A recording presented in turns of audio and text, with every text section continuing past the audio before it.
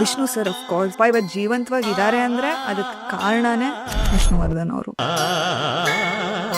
ನಮ್ಮ ಅಪ್ಪಂಗೆ ಒಂದು ಈ ಬ್ರೈನ್ ಫೀವರ್ ಅಂತ ಹೇಳ್ತಾರೆ, ಆ ರಿಪೋರ್ಟ್ಸ್ ಬಂದಿದ್ದು ನೋಡು ದಿಸ್ ಉಳಿಯಲ್ಲ, ಅದೆಲ್ಲೋ ಅಮೆರಿಕಾಯಿಂದ ಏನೋ ಒಂದು ಇಂಜೆಕ್ಷನ್ ತರಿಸ್ಬೇಕು, ಅದಕ್ಕೆ ಒಂದು ಪರ್ ಇಂಜೆಕ್ಷನ್ ವಿಷ್ಣುವರ್ಧನ್ ಸರ್ ತರ ಹೇಳಿದಾಗ ಸೊ ಅವರೇ ಅವ್ರಿಗೆ ಪರಿಚಯ ಇರೋ ಒಬ್ರು ಡಾಕ್ಟರ್ ಹತ್ರ ಕಳಿಸಿ, ಡಾಕ್ಟರ್ ಹತ್ರ ಹೋಗೋದಕ್ಕೂ ಕಾರ್ ಕಳಿಸಿ ಅಲ್ಲಿ ಹೋಗಿ ಟ್ರೀಟ್ಮೆಂಟು ಮಾತ್ರೆ ಎವ್ರಿಥಿಂಗ್ ವಿಷ್ಣು ಸರ್ ನೋಡ್ಕೊಂಡಿತ್ತು. ನಿಜವಾಗ್ಲೂ ನಮ್ಮ ಫ್ಯಾಮಿಲಿಗೆ ಅವ್ರ ದೇವರು. ಅಪ್ಪ ಹೆಂಗ್ ಬೆಳೆಸ್ತಿದ್ರು? ಫ್ರೀಡಮ್ ನೋಡಿದ್ದೀನಿ ನಾನು, ಅಂಡ್ ಅದನ್ನ ಹೆಂಗೆ ನಾನು ದುರುಪಯೋಗ ಪಡಿಸ್ಕೋಬಾರ್ದು ಅನ್ನೋದು ನನ್ಗೆ ಅರ್ಥ ಆಗಿದೆ. ಈಗ ಸ್ಕೂಲಲ್ಲೇ ಕಾಲೇಜಲ್ಲಿ ನಾನು ಲವ್ ಆಗಿತ್ತು. ಕಾಲೇಜ್ ಟೈಮಲ್ಲಿ I had a boyfriend. ನನ್ನ ಅಪ್ಪ ಅಮ್ಮಂಗೆಲ್ಲ ಗೊತ್ತಿತ್ತು. ಎಷ್ಟು ಈಸಿ ಇತ್ತು ಆರಾಮಾಗಿ ಅದರಿಂದ ಹೊರಗೆ ಬರಕ್ಕೆ ಆಯ್ತಾ? ಅಥವಾ ಇಟ್ಸ್ ಜಸ್ಟ್ ಏನೇ ಲೈಫಲ್ಲಿ ಟೆಂಪ್ರರಿ, ಅದು ನೋವೇ ಆಗಲಿ ಖುಷಿನೇ ಆಗಲಿ ಹಾರ್ಟ್ ಬ್ರೇಕೇ ಆಗಲಿ ಬಿಟ್ಟಾಕು ಮೂವ್ ಆನ್ ಆಗತ್ತೆ. ಈ ಥರ ಲೈಫಲ್ಲಿ ಇಟ್ಸ್ ವೆರಿ ಕಾಮನ್, ಎಲ್ಲರಿಗೂ ಆಗುತ್ತೆ, ನನಗೂ ಆಗಿದೆ. ಆ್ಯಂಡ್ ನಾವಿವಾಗ ಖುಷಿಯಾಗಿಲ್ವಾ ಲೈಫಲ್ಲಿ? I found a beautiful partner. ಏನು ಗೋಲ್ಸ್ ಇದೆ ನಿನಗೆ, ಆ ಗುರಿ ಬಗ್ಗೆ ನೀನು ಕಾನ್ಸಂಟ್ರೇಟ್ ಮಾಡೋಕ್ಕೆ ಶುರು ಮಾಡಿದ್ರೆ ಇದೆಲ್ಲ ತುಂಬ ಚಿಕ್ಕದನ್ಸುತ್ತೆ. ಏನೇ ಆಗಲಿ ಲೈಫಲ್ಲಿ ಎಲ್ಲದಕ್ಕೂ ಅಪ್ಲಿಕೇಬಲ್ ಆಗುತ್ತಿದ್ದು. ಫೈನಲ್ ಏನು ಪಿಕ್ಚರು ಕ್ಲಾರಿಟಿ ಇರಬೇಕು. ಅದೇ ಟೈಮಲ್ಲಿ ನಾನು ಆಕ್ಟರ್ ಆಗಬೇಕು ಅಂತ ಡಿಸೈಡ್ ಮಾಡಿ ಆ್ಯಕ್ಚುಲಿ ಟೈಮ್ ಅಂತ ಸಮಯ ಕೊಟ್ಟರೆ ನಿಮಗೆ ನೀವು ಎಲ್ಲನೂ ಅದನ್ನ ಬಗೆಹರಿಸ್ಬಿಡುತ್ತೆ. ನಿಮ್ಮ ಜೀವನದ ಇನ್ನೊಂದು ಬ್ಯೂಟಿಫುಲ್ ಅಧ್ಯಾಯ ಶುರು ಆಗತ್ತೆ. ನಿಮ್ಮ ಕನಸಿನ ರಾಜ್ಕುಮಾರ ಸಿಕ್ಕ ತಕ್ಷಣ ನನ್ನ ಎದುರುಗಡೆನೇ ಇದ್ದ ಒಂದೂವರೆ ವರ್ಷ ನನ್ನ ಕನಸಿನ ರಾಜ, ಬಟ್ ಅವನೇ ನನ್ನ ಕನಸಿನ ರಾಜ ಅಂತ ರಿಯಲೈಸ್ ಆಗೋಕ್ಕೆ ತುಂಬ ಟೈಮ್ ಹಿಡಿತು. ಎಲ್ಲರೂ ಮಾತಾಡ್ತಾ ಇದ್ವಿ, ಸಡನ್ ಆಗಿ ನಾನು ಅವನು ಇಬ್ಬರೇ ಮಾತಾಡೋಕೆ ಶುರು ಮಾಡಿದ್ವಿ. ನಾವಿಬ್ರು ಮಾತಾಡೋದು ನೋಡಿ ಒಬ್ರೊಬ್ರೊಬ್ಬರೇ ಹೊರಗಡೆ ಹೋಗಕ್ಕೆ ಶುರು ಮಾಡಿದ್ರು. ಮಾತಾಡ್ತಾ ವಿ ರಿಯಲೈಸ್ ಹೆಂಗಾಯ್ತು ಅಂದ್ರೆ ಮುಂಬೈಲಿ ಇದ್ದಿದ್ರೆ ಕಥೆನೇ ಬೇರೆ ಆಗಿರೋದು ಅಂತ ಏನೋ ಹೇಳ್ದ. ನಿನ್ ಕರಿ ಮುಂಬೈಗೆ ಬರ್ತೀನಿ ಸರ್, ನೀನ್ ಸೀರಿಯಸ್ ಆಗಿದೆಯಾ ಸರ್? ಹೌದು ಸರ್, ನಾನು ಸೀರಿಯಸ್ ಆಗಿದ್ದೀನಿ. ಫಸ್ಟ್ ಟೈಮ್ ಆಸ್ 6-7 ವರ್ಷದ ಹುಡುಗಿ ನಾನು, ಆ ಥರ ಎಕ್ಸ್ಪೀರಿಯನ್ಸ್ ಆಯಿತು ನನಗೆ. ಹೇಳ್ತಾ ಇದ್ದೀನಿ, ನಮ್ಮಪ್ಪ ಬಂದು ನಮ್ಮಪ್ಪ ತಬ್ಕೊಂಡ್ರು ಇಟ್ಸ್ ಓಕೆ ಅಂತ ಹೇಳ್ತಾರೆ. ನಮ್ಮ ಅಪ್ಪಂಗೂ ಅರ್ಥ ಆಗ್ತಲ್ಲ ಏನಾಗ್ತದೆ. ನಮ್ಮ ಅಜ್ಜಿ ಬಂದಿದ್ರು ಅವತ್ತು. ನಮ್ಮ ಅಜ್ಜಿ ಹೇಳಿದ್ರು ನನಗೂ ಇದೇ ಥರ ಆಯ್ತಮ್ಮ, ಇದು ಯಾಕೆ ಅಳ್ತದೆ ಅಂತ ಒಂದಷ್ಟು ಜನ ಬಂದೆಲ್ಲ ಕೇಳಿದ್ರು. ನಿನಗೆ ಅಂತ ಹೇಳ್ಬಿಟ್ರು. ಅಷ್ಟೇ, ಆರಾಮಾಗಿ ಹೋಗಲಿಲ್ಲ.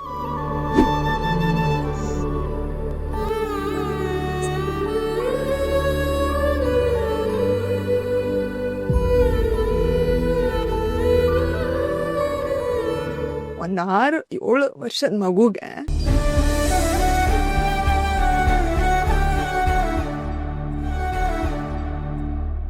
ರಾಜೇಶ್ ರಿವಿಲ್ಸ್ ನ ಈ ಮತ್ತೊಂದು ಪಾಡ್ಕಾಸ್ಟ್ಗೆ ಸ್ವಾಗತ. ಇವತ್ತು ನಮ್ ಜೊತೆ ಇರ್ತಕ್ಕಂತ ಈ ನಟಿ ಬಗ್ಗೆ ನಾವು ಮಾತಾಡಕ್ಕಿಂತ ಮುಂಚೆ ಡೆಫಿನೆಟ್ಲಿ ಇವರ ತಂದೆ ತಾಯಿಗಳ ಬಗ್ಗೆ ಒಂದು ಮಾತು ಹೇಳಲೇಬೇಕು. ಅವ್ರ ಹೆಸರೇನು, ಅವ್ರು ಯಾರು, ಏನು, ಎಷ್ಟು ಸಿನಿಮಾ ಮಾಡ್ಯಾರೆ, ಆ ಕತೆ ಏನೋ ಹೇಳ್ಕೋಗಲ್ಲ. ಯಾಕಂದ್ರೆ ಆಲ್ಮೋಸ್ಟ್ ಎಲ್ಲಾ ಕನ್ನಡಿಗರಿಗೂ ಗೊತ್ತಿರ್ತಕ್ಕಂಥ ಒಂದು ದೊಡ್ಡ ಹೆಸರು ಅದು. ಕನ್ನಡ ಸಿನಿಮಾಲಿ, ಕನ್ನಡ ಚಿತ್ರರಂಗಕ್ಕೆ ಅವರು ಸಲ್ಲಿಸಿದಂಥ ಸೇವೆ ಅಪಾರ. ಅವರೇನೆ ಕರ್ನಾಟಕದ ಮನೆ ಮಾತು, ದೊಡ್ಡ ಹೆಸರು ನಮ್ಮ ಸಿ.ಕೈ ಚಂದ್ರು ಅವರು. ಜೊತೆಗೆ ಸಾಕಷ್ಟು ಜನ ಹೀರೋಯಿನ್ಸ್ಗೆ ಎಷ್ಟೋ ಜನಕ್ಕೆ ಗೊತ್ತೇ ಆಗ್ತಿರ್ಲಿಲ್ಲ, ಹೀರೋಯಿನ್ಸ್ ಮಾತಾಡ್ತಿದ್ರೇನೋ ಅಂತ ಅನ್ನಿಸ್ತಾ ಇತ್ತು. ಅಂತ ಅದ್ಭುತವಾದಂಥ ಕಂಠದಾನ ಕಲಾವಿದರು, ಒಳ್ಳೆ ಅಭಿನೇತ್ರಿ ಅವರು ಕೂಡ. ಅವರೇ ಸಿ.ಕೈ ಗೀತಾ ಅವರ ಜ್ಯೇಷ್ಠ ಪುತ್ರಿ ನಟಿ ಹಿತಾ ಚಂದ್ರಶೇಖರ್. ನಮಸ್ತೆ. ನಮಸ್ಕಾರ. ಹೆಂಗಿದ್ರ? Very well, thank you. ನೀವ್ ಹೇಗಿದ್ದೀರಾ? ತುಂಬಾ ಚೆನ್ನಾಗಿದ್ದೀನಿ. First of all thank you so much podcast ಬಂದಿದ್ದಕ್ಕೆ. It's my pleasure. ನಾನು ಮುಂಚೆನೆ ಹೇಳ್ದಂಗೆ ಐ ಬಿನ್ ಫಾಲೋಯಿಂಗ್ ನಿಮ್ಮ ಪಾಡ್ಕಾಸ್ಟ್. ಬಹಳಷ್ಟು ಎಪಿಸೋಡ್ಸ್ ನೋಡಿದ್ದೀನಿ, ಬಹಳಷ್ಟು ವಿಷಯ ತಿಳ್ಕೊಂಡಿದ್ದೀನಿ, ಅಂಡ್ ಎಷ್ಟೋ ಇನ್ಸ್ಪೈರಿಂಗ್ ಜರ್ನೀಸ್ ಬಗ್ಗೆ ತಿಳ್ಕೊಂಡಿದ್ದೀನಿ. And that is also inspired me in many ways. Thank you so much. ಜ್ಯೇಷ್ಠ ಪುತ್ರಿ ಅಂತಂದೆ. ಈ ಮನೆಗಳಲ್ಲಿ ಈ ದೊಡ್ಡ ಮಕ್ಕಳಿಗೆ ಅದು ವರಾನೋ ಶಾಪನೋ ಗೊತ್ತಿಲ್ಲ. ದೊಡ್ಡ ಮಕ್ಕಳು ಯಾವುದೇ ತರದ ತಪ್ಪಣಕ್ ಬಿಡಲ್ಲ, ಮಾಡ್ಲೇಬಾರ್ದು. ಈಗ ನಿಮ್ ವಿಚಾರದಲ್ಲಿ ನೀವು ನಿಮ್ ತಂಗಿ, ಹೌದು. ಸೊ ಮನೆ ದೊಡ್ಡ ಮಗಳಾಗಿದ್ದಕ್ಕೆ ಅಡ್ವಾಂಟೇಜಸ್ ಏನು? ನಾನು ಚಿಕ್ಕ ಮಗಳಾಗಿ ಹುಟ್ಟಬೇಕಿತ್ತು ಅಂತ ಅನ್ಸಿದ್ದು ಉಂಟಾ? ನನಗೆ ನನ್ನ ತಂಗಿಗೆ 8 ವರ್ಷ difference. So more than disadvantage ನನ್ಗೆ ಏನಂದ್ರೆ ಅಫ್ಕೋರ್ಸ್ ನಾನೊಂದು ದಾರಿ ಮಾಡ್ಕೊಡ್ಬೇಕು ಅವಳಿಗೆ. ಅಂದರೆ ಯಾವಾಗಲೂ ಹೇಳೋರು ಹಿರಿಯ ಕಂಚಾಳಿ ನೀನು ಕರೆಕ್ಟಾಗಿರ್ಬೇಕು. Yes, I do have that elder sister syndrome ಅಂತ ಹೇಳ್ತಾರಲ್ಲ. ಅಂದರೆ ನಾನು ಮಾಡೋ ಕೆಲಸದಲ್ಲಿ ನಾನು ಪರ್ಫೆಕ್ಟಾಗಿರಬೇಕು. I have to set an example. ಅದು ಡೆಫಿನೆಟ್ಲಿ ಅದೊಂದು. And that is been an advantage for me, because ನಾನು ಏನೇ ಮಾಡಿದ್ರು ಪೂರ್ತಿ 100% ಕೊಟ್ಟು ಮಾಡ್ತೀನಿ ಅಂತ ನನಗನ್ಸುತ್ತೆ. And I have an opportunity to inspire somebody. And ನನ್ನ ತಂಗಿ ನನ್ನ ಬಿಗ್ಗೆಸ್ಟ್ ಚಿಯರ್ ಲೀಡರ್, ಆಯಿತಾ. ನಾನು ಏನೇ ಮಾಡಿದ್ರು ವಾವ್ ಅಂತ ಚಪ್ಪಾಳೆ ಹೊಡೆಯೋದು ಫಸ್ಟ್ ಅವಳೇನೆ. ಸೊ ಆ ಒಂದು ರೆಸ್ಪಾನ್ಸಿಬಿಲಿಟಿ ಆಟೋಮ್ಯಾಟಿಕ್ಲಿ ಬಂದ್ಬಿಡುತ್ತೆ. ಸೊ ಇಟ್ಸ್ ಮೋರ್ ಜಾಸ್ತಿ ಅಡ್ವಾಂಟೇಜೇ ಆಗಿದೆ ನನಗೆ. ಶಾಪ ಅಂದರೆ ಏನು ಅಂದರೆ, ಎಷ್ಟೊಂದು ವಿಷಯ because I am such a I feel like I should do everything perfectly, ಕರೆಕ್ಟಾಗಿ ಮಾಡಬೇಕು, ಫಸ್ಟ್ ಬರಬೇಕು, very competitive. And the other thing is, ನನಗೇನೋ ಒಂದು ಸ್ಟಾರ್ಟಿಂಗಲ್ಲಿ ನಾನು ಪರ್ಫೆಕ್ಟಾಗಿ ಮಾಡಲಿಲ್ಲ ಅಂದರೆ ಅದನ್ನ ಅಲ್ಲೇ ಬಿಟ್ಬಿಡ್ತೀನಿ. ಐ ವೋಂಟ್ ಓಕೆ ಪರವಾಗಿಲ್ಲ, ನಾನು ಎಡುವುದ್ರೂ ಪರವಾಗಿಲ್ಲ, ಇನ್ನೊಂದ್ಸತಿ ಟ್ರೈ ಮಾಡೋಣ.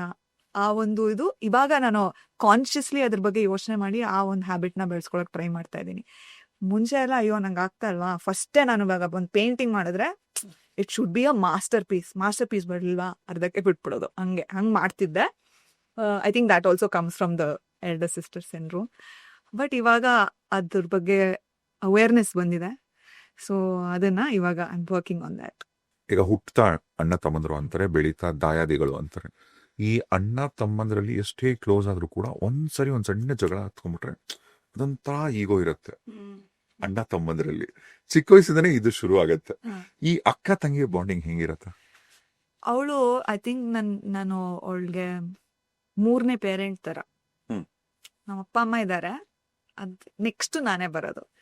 ತಾಯಿ ಫಸ್ಟ್ ನನ್ನ ಮೊದಲನೇ ಚೈಲ್ಡ್ ಅವಳೆ ಅನ್ಸುತ್ತೆ ನನಗೆ. ಸೊ ತುಂಬಾ I am very protective. So ಅವಳು ನನ್ನನ್ನು ಎಲ್ಲೂ ಬಿಟ್ಕೊಡೋದಿಲ್ಲ, ನಾನು ಅವಳನ್ನ ಎಲ್ಲೂ ಬಿಟ್ಕೊಡೋದಿಲ್ಲ. ಬಿಕಾಸ್ ನನಗೆ ಅದೊಂಥರ ನ್ಯಾಚುರಲ್ ಆಗಿ ಬಂದ್ಬಿಟ್ಟಿದೆ. ಅವಳನ್ನ ಪ್ರೊಟೆಕ್ಟ್ ಮಾಡೋದು ನನಗೆ ನ್ಯಾಚುರಲ್ ಇನ್ಸ್ಟಿಂಕ್ಟ್. ಅದು ಒಂದೊಂದ್ಸತಿ ಅವಳಿಗೆ ಅದು ಇರಿಟೇಟ್ ಆಗತ್ತೆ. ಆ ಒಂದು ಇರಿಟೇಷನ್ನ ನಾನು ಅದನ್ನ ಅಡ್ರೆಸ್ ಮಾಡಿದಾಗ ಸ್ವಲ್ಪ ಆ ಕಡೆ ಈ ಕಡೆ ಆರ್ಗ್ಯುಮೆಂಟ್ಸ್ ಆಗ್ಬೋದೇನೋ, ಬಟ್ ನೆಕ್ಸ್ಟ್ ಮೂಮೆಂಟ್ ಸರಿ ಹೊಟ್ಟೋಗ್ತೀವಿ. So because of the more ಅಕ್ಕ ತಂಗಿಗಿಂತ ಒಂದು ತಾಯಿ ಮಗಳು ಒಂದು ಬಾಂಡಿಂಗ್ ಇರೋದ್ರಿಂದ ಸಣ್ಣ ಪುಟ್ಟದ್ದು ಆಗ್ತಾನೆ ಇರತ್ತೆ. ಅಂದ್ರೆ ಜಾಸ್ತಿ ನಾವು ಜಗಳ ಆಡೋದು ಬಟ್ಟೆಗಳಿಗೆ, ಇವಾಗ ಅದೂ ಇಲ್ಲ, ತಗೋ ಅಂತ ಕೊಟ್ಬಿಡ್ತೀನಿ, ಅವಳು ತಗೋ ಅಂತ ಕೊಟ್ಬಿಡ್ತಾಳೆ. ಸೊ ಜಾಸ್ತಿ ಫ್ರಿಕ್ಷನ್ ನಮ್ಮಿಬ್ರ ಮಧ್ಯ ಬಂದೇ ಇಲ್ಲ. ಆ್ಯಂಡ್ ನಮ್ಮ ಅಪ್ಪ ಅಮ್ಮನೂ ಚಿಕ್ಕವಳಿದ್ದಾಗ ನಾನು ಒಂದು 8 ವರ್ಷ ಆದ್ಮೇಲೆ ಅವಳು ಹುಟ್ಟಿತ್ತಲ್ಲ, ಸೊ ನನಗೆ ನಮ್ಮ ಅಪ್ಪ ಅಮ್ಮನ ಅಟೆನ್ಷನ್ ಫುಲ್ಲಿ ನನ್ನ ಮೇಲೆ ಇದ್ದಿದ್ದು ಸಡನ್ ಆಗಿ ಶಿಫ್ಟ್ ಆಯ್ತು. ಸೊ ಅವಾಗ ಸ್ವಲ್ಪ ನನಗೆ ಈ ಜೆಲಸಿ ಅದೆಲ್ಲ ಇತ್ತು. ಬೆಳೀತಾ ಅವಳು ಚಿಕ್ಕವಳಲ್ವಾ, ಇರಿಟೇಟ್ ಮಾಡೋದು, ನನ್ನ ಫ್ರೆಂಡ್ಸ್ ಎಲ್ಲ ಬಂದಾಗ ಅವಳು ಬಂದು ಕೂತ್ಕೊಳ್ಳೋದು. ಅವಳಿಗೆ ಯಾಕೆ ಬೇಕು, ನಾವು ಏನು ಮಾತಾಡ್ತಿದ್ದೀವಿ ಅಂತ ಅವಳನ್ನ ನಾನು ಹೊರಗಡೆ ತಳ್ತಾ ಇದ್ದೆ. ಬಟ್ ಅಟ್ ಒನ್ ಪಾಯಿಂಟ್ ನಾವಿಬ್ರು ಫ್ರೆಂಡ್ಸ್ ಆಗ್ಬಿಟ್ವಿ. I think she is one of my best friends ಇವಾಗ್ಲೂ. ಆ ಒಂದು ಟ್ರಾನ್ಸಿಷನ್ ಅದು ಹೇಗಾಯ್ತು ನನಗೆ ಗೊತ್ತಿಲ್ಲ. ಅಯ್ಯೋ ಅನಾಯಿಂಗ್ ಲಿಟಲ್ ಸಿಸ್ಟರ್ ಇಂದ ಇವಳು ಇಲ್ಲದೆ ನನ್ನ ಜೀವನ ನಡ್ಸಕ್ಕಾಗಲ್ಲ. ಒಂದೊಂದ್ಸತಿ ಅವಳೆಲ್ಲರ ಇವಾಗ ಅಯ್ಯನ ಮನೆ ಶೂಟ್ಗೆ ಹೋಗಿದ್ಲು ಅವಳು, ಫಸ್ಟ್ ಅವಳು ಹೋದ್ಲು. ಒನ್ 2 ವೀಕ್ಸ್ ಅವಳು ಇರಲಿಲ್ಲ. ಆ್ಯಂಡ್ ಫೋನಾಗ ಕಾಂಟ್ಯಾಕ್ಟು ಇರಲಿಲ್ಲ, ಬಿಕಾಸ್ ನೆಟ್ವರ್ಕ್ ಎಲ್ಲ ಸರಿಯಾಗಿ ಸಿಗ್ತಾ ಇರಲಿಲ್ಲ, ಬ್ಯುಸಿ ಇರೋಳು.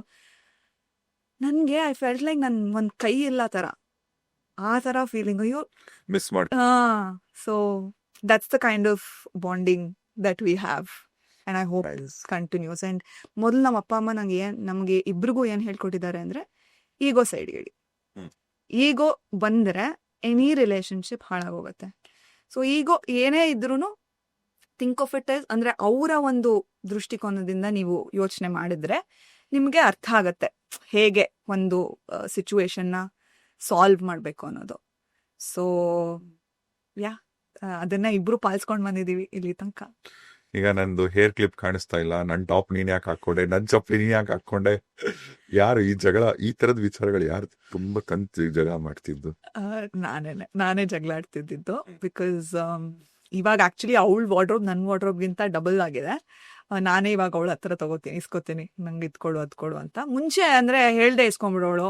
ಅಥವಾ ನಾನು ಮುಂಬೈನಲ್ಲಿ ಇದ್ದಾಗ ನಂದೊಂದು ವಾರ್ಡ್ರೋಬ್ ಇತ್ತು ಅಪ್ಪ ಅಮ್ಮನ ಮನೆಯಲ್ಲಿ. ಸೊ ಅದು ಅವಳದ್ದು ಸೆಕೆಂಡ್ ವಾರ್ಡ್ರೋಬ್ ತರ ಆಗೋಗಿತ್ತು. ಸೊ ಅದರಿಂದ ಬಟ್ಟೆ ತಗೊಂಡು ನಾನು ಇನ್ಸ್ಟಾಗ್ರಾಮ್ ಅಲ್ಲಿ ನೋಡ್ತಿದ್ವಿ ನನ್ ಬಟ್ಟೆ ಹಾಕೊಂಡಿದ್ದಾಳೆ ಅಂತ. ಬಟ್ ಮೆಸೇಜ್ ಮಾಡೋದಾ, ಹಾ. ನನ್ ಟಾಪ್ ಇದು ನನ್ ಯಾ ಅದೆಲ್ಲ ಆಗ್ತಾ ಇತ್ತು. ಬಟ್ ಹೋಗ್ತಾ ಹೋಗ್ತಾ ಐ ಥಿಂಕ್ ಪರಮಾತ್ಮ ಇಬ್ರಿಗೂ ಸಾಕಷ್ಟು ಕೊಟ್ಟಿದ್ದಾನೆ. We don't have to fight like that, we can always share and care ಅಲ್ವಾ. ಸೊ ಇಬ್ರು ಹಂಚ್ಕೊಂಡು ಖುಷಿಯಾಗಿರ್ತೀವಿ. ಸೊ ನಿಮಗೆ ಆಕ್ಚುಲಿ ಮದ್ವೆ ಆದ್ಮೇಲೆ ನೀವು ಮನೆ ಬಿಟ್ಟು ಹೋಗ್ತಿರೋದು ಒಂದ್ ಕಡೆ ಆದ್ರೆ ನಿಮ್ ತಂಗಿಗೆ ಇನ್ನೂ ನೋವಾಗಿರತ್ತೆ. ತುಂಬಾ ಅಪ್ಸೆಟ್ ಆಗ್ಬಿಟ್ಟಿದ್ಲು ಅವಳು. I think she was putting up ಅಂದ್ರೆ ಒಂದು ಧೈರ್ಯವಾದ ಮುಖಾನ್ ಹಾಕೊಂಡಿದ್ಲು ನನ್ನ ಮದ್ವೆ ಟೈಮಲ್ಲಿ. ಬಿಕಾಸ್ ನನ್ನ ಮದ್ವೆ ಆದ ತಕ್ಷಣ ನಾನು ಮುಂಬೈಗೆ ಶಿಫ್ಟ್ ಆದೆ. ಸೊ ಅವಳಿಗೆ ಒಂಥರ ಹೆಂಗೆ ಇನ್ ಮುಂದೆ, ಬಿಕಾಸ್ ನಾವಿಬ್ರು ಒಂದ್ ರೂಮ್ ಶೇರ್ ಮಾಡ್ತಿದ್ದಿತ್ತು. ಅವಳು ಚಿಕ್ಕ ಮಗುವಿಂದಾನು ನಾನ್ ಪಕ್ಕನೆ ಮಲ್ಕೊಳ್ಳೋಳು. ಏನಿತ್ತು ನಿಮ್ ರೂಮ್ ಹೆಂಗಿತ್ತು ಹೇಳಿ? ಯಾರ್ಯಾರು ಪೋಸ್ಟರ್ಗಳಿತ್ತು ರೂಮ್ ಅಲ್ಲಿ? ಶಾರುಖ್ ಖಾನ್. ಓಕೆ. ಎದ್ದ ತಕ್ಷಣ ಫಸ್ಟ್ ನಾನು ಶಾರುಖ್ ಖಾನ್ ಮುಖ ನೋಡ್ತಿದ್ದೆ. Yellow and purple colour walls. ಅವಾಗ ಐ ಥಿಂಕ್ ಅರ್ಲಿ 2000s ಅಲ್ಲಿ ಈ ತರ ಬ್ರೈಟ್ ಕಲರ್ಡ್ ಗೋಡೆಗಳು ಒಂದು ಟ್ರೆಂಡ್ ಆಗಿತ್ತು. ಸೊ ನಮ್ಮ ಮನೆಯಲ್ಲಿ ಆಲ್ಮೋಸ್ಟ್ ಎಲ್ಲಾ ರೂಮ್ಗೂ ಆ ಥರ 2 ಕಲರ್ದು ಬ್ರೈಟ್ ವಾಲ್ಸ್ ಇತ್ತು. ನಮ್ಮ ರೂಮಲ್ಲಿ ಯೆಲ್ಲೋ ಅಂಡ್ ಪರ್ಪಲ್ ಇತ್ತು. ಅಂಡ್ ವಾರ್ಡ್ರೋಬ್ಸ್ ಎಲ್ಲ ಯೆಲ್ಲೋ ಕಲರ್ ಇತ್ತು. ನಾನು ಶಾರುಖ್ ಖಾನ್ ಪೋಸ್ಟರ್ ಹಾಕೊಂಡಿದ್ದೆ. ಅವಳದು ಒಂದು ಕಬರ್ಡ್ ಒಳಗಡೆ ಒಂದು ಡೋರ್ ಇತ್ತು. ಅದ್ರ ಮೇಲೆ ಅವಳು ಜಸ್ಟಿನ್ ಬೀಬರು ಮತ್ತೆ ಅವರು Hannah Montana, Miley Cyrus, Hannah Montana ಅನ್ನೋದು ಒಂದು ಶೋ ನೋಡೋಳು Disney channel.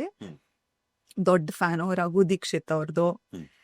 She was a big fan of Raghu Dixit. In fact ಅವ್ರು ನಮ್ಮ ಮನೆಗೆ ಬಂದಾಗ ಕರ್ಕೊಂಡೋಗಿ ನಾವು ತೋರ್ಸಿದ್ವಿ. He was so thrilled. ಅಂದ್ರೆ ಈ ತರ ಇಷ್ಟು ಚಿಕ್ಕ ಹುಡುಗಿ ಅಷ್ಟು ದೊಡ್ಡ ಫ್ಯಾನ್ ಅನ್ನೋದು ಅವ್ರಿಗೂ ಸಖತ್ ಖುಷಿ ಆಗೋಗಿತ್ತು. ಅಂಡ್ ಅಫ್ಕೋರ್ಸ್ ಖುಷಿ ಟು ಬಿ ಅವ್ರನ್ನ ಮೀಟ್ ಮಾಡೋದೇನೆ ದೊಡ್ಡ ವಿಷಯ. ಅಂಡ್ ಅವಳು ಮಾಡಿದ್ದು ಒಂಥರ ಚಿಕ್ಕ ಆರ್ಟ್ ವರ್ಕ್ ಎಲ್ಲ ಫ್ಯಾನ್ ಆರ್ಟ್ ತರ ಮಾಡಿದ್ಲು ಆಯ್ತಾ, ಅದನ್ನೆಲ್ಲ ಅಂಟಿಸ್ಕೊಂಡಿದ್ಲು. It was a very colourful room, full of life. ಈಗ ಹೊರಗಡೆ ಬೇರೆ ಎಲ್ಲ ಈಗ ಮಿಡಲ್ ಕ್ಲಾಸ್ ಅಲ್ಲಿ ಒಂದ್ ಮನೆ ಹೆಣ್ಮಕ್ಳು ಈಗ ಬೆಳೆದ ನಂತರ ಅಂದ್ರೆ ಒಂದು ಪ್ರೌಢಾವಸ್ಥೆಗೆ ಕಾಲೇಜ್ ಹೋಗುವಂತ ಟೈಮ್ ಬಂದಂತ ಟೈಮಲ್ಲಿ ಈ ಮನೇಲಿ ತಂದೆ ತಾಯಿಗಳು ಅಪ್ಪ ಆಗ್ಬೋದು ಅಮ್ಮ ಆಗ್ಬೋದು ಬೇರೆ ಕಡೆ ಎಲ್ಲ ಹೇಗೆ ಅಂದ್ರೆ ಇಷ್ಟೊತ್ತಿಗೆ ಮನೆಗೆ ಬಂದ್ಬಿಡ್ಬೇಕು, ಬಟ್ಟೆ ಹಿಂಗೆ ಹಾಕ್ಬೇಕು, ಹುಡುಗ ಫ್ರೆಂಡ್ಶಿಪ್ ಮಾಡಬಾರ್ದು, ಯಾರನ್ನೋ ಮನೆಗೆ ಕರ್ಕೊಂಬರ್ಬಾರ್ದು, 10 ಕಂಡೀಷನ್ಸ್ ಇಡ್ತಾರೆ ಆಯ್ತಾ. ಮತ್ತೆ ಕೂದಲು ಬಿಟ್ಕೊಂಡೆಲ್ಲ ಹೋಗ್ಬಾರ್ದು, ಲಿಪ್ಸ್ಟಿಕ್ ಜಾಸ್ತಿ ಹಾಕ್ಬಾರ್ದು, ಏನೇನೋ ಈ ತರದೆಲ್ಲ ಇರುತ್ತೆ. ನಿಮ್ ಮನೇಲಿ ಎಸ್ಪೆಷಲಿ ಅಣ್ಣಂದಿದ್ರೆ ತಮ್ಮಂದಿರಿದ್ರೆ ಈ ತರ ಹೆಣ್ಮಕ್ಳನ್ನ ತುಂಬಾ ಕಂಟ್ರೋಲ್ ಮಾಡ್ತಾರೆ. ಅಂದ್ರೆ ಅವ್ರ ಮೇಲೆ ನಂಬಿಕೆ ಇಲ್ಲ ಅಂತಲ್ಲ, ಅದೇನೋ ಒಂಥರ ಆ ದಬ್ಬಾಳಿಕೆ ಏನೋ ಒಂಥರ ಖುಷಿ ಕೊಡುತ್ತೆ ಆಯ್ತಾ. ಖುಷಿ ಕೊಡಲ್ಲ, ಸಾರಿ, ಅದೊಂಥರ ಬೇರೆ ತರನೇ ಪ್ರೊಟೆಕ್ಟಿವ್ನೆಸ್. ಅದು ಅತಿಯಾದಂತ ಏನೋ ಜಗತ್ತಲ್ಲಿ ಇವ್ರೊಬ್ರಿಗೆ ಅಕ್ಕನೋ ತಂಗಿನೋ ಇರೋ ತರ, ಜಗತ್ತಲ್ಲಿ ಇವ್ರೊಬ್ರಿಗೆ ಮಗಳಿರೋ ತರ ಆಡ್ತಾರೆ. ಈಗ ನಿಮ್ಮ ಮನೆಯಲ್ಲಿ ಯಾಕಂದ್ರೆ ನೀವು ಬೆಳೆದಿದ್ದು ಒಂದು ಕಲಾವಿದರ ಕುಟುಂಬದಲ್ಲಿ ಅಂಡ್ ತಂದೆ ತಾಯಿಗಳು ಕೂಡ ತುಂಬಾ ದೊಡ್ಡ ಹೆಸರು ಚಿತ್ರರಂಗದಲ್ಲಿ. ಅಪ್ಪ ಹೆಂಗ್ ಬೆಳೆಸ್ತಿದ್ರು ಮನೆಗೆ, ನಿಮ್ಮನ್ನ ಹೆಂಗ್ ಬೆಳೆಸಿದ್ರು? ಅಪ್ಪ ಇಲ್ಲಿವರೆಗೂ ಈ ಬಟ್ಟೆ ಹಾಕೋಬೇಡ ಆ ಬಟ್ಟೆ ಹಾಕೋಬೇಡ ಆ ಥರದ್ದು ಯಾವತ್ತೂ ಹೇಳಿಲ್ಲ. ಏನೋ ಒಂಥರ ನನಗೆ ಹೆಣ್ಮಗಳ ಥರ ಬೆಳೆಸ್ತಿದ್ದಾರೆ ಅಂತ ನನಗೆ ಯಾವತ್ತೂ ಅನಿಸಿಲ್ಲ. ಅಟ್ಲೀಸ್ಟ್ ಬೆಳೀತಿರ್ಬೇಕಾದ್ರೆ ನಂಗೆ ಆ ಥರ ಬಯಸ್ಡ್ ಆಗಿದೆ ಅಥವಾ ಹುಡುಗ ಆಗಿದ್ದಿದ್ರೆ ಬಿಟ್ಟಿರೋರೇನೋ, ಹುಡುಗಿ ಆಗಿದ್ದಕ್ಕೆ ನಂಗೆ ಬಿಡ್ತಾ ಇಲ್ಲ ಆ ಥರ ಯಾವತ್ತೂ ಅನಿಸಿಲ್ಲ. ನಾನು ಯಾವುದೇ ಕ್ಲಾಸ್ಗೆ ಹೋಗ್ಬೇಕು, ಏನೋ ಹೊಸದು ಕಲ್ತ್ಕೋಬೇಕು, ನಂಗೆ ಏನೇ ಒಂದು ಚಿಕ್ಕ ಪೆನ್ಸಿಲ್ ಬೇಕು ಅಥವಾ ಒಂದು ದೊಡ್ಡ ಒಂಥರ ಪ್ರಿನ್ಸೆಸ್ ಬ್ಯಾಗ್ ಬೇಕು ಅಂದ್ರೂ ನಮ್ಮ ಅಪ್ಪ ಅವ್ರ ಕಷ್ಟ ಆದ್ರೂ ಹೆಂಗೋ ನನಗೆ ಪ್ರೊವೈಡ್ ಮಾಡೋರು. ಆ್ಯಂಡ್ ನಾನು ಬೆಳೀತಿರ್ಬೇಕಾದ್ರೆ we were a very average middle class family. ನಮಗೆ ಅವ್ರ ಕಷ್ಟಗಳು ಏನು ಅಂತ ನನಗೆ ಗೊತ್ತೇ ಆಗ್ತಾ ಇರಲಿಲ್ಲ. ಆ ಥರ ಪ್ರೊಟೆಕ್ಟೆಡ್ ಆಗಿ ಬೆಳೆಸಿದ್ರು. At the same time free ಆಗಿಬಿಡ್ತಾ ಇದ್ರು ನನ್ನ. ಬಿಕಾಸ್ ದೇ ನ್ಯೂ ದಟ್ ಏನೇ ಆಗಲಿ ನಾನು ಅವ್ರ ಹತ್ರ ಬಂದು ಅದ್ರ ಬಗ್ಗೆ ಹೇಳ್ಕೊತೀನಿ ಅನ್ನೋ ಒಂದು ಓಪನ್ ಏನಂತಾರೆ ಕಮ್ಯುನಿಕೇಶನ್ ನಡೀತಾ ಇತ್ತು ಯಾವಾಗಲೂ.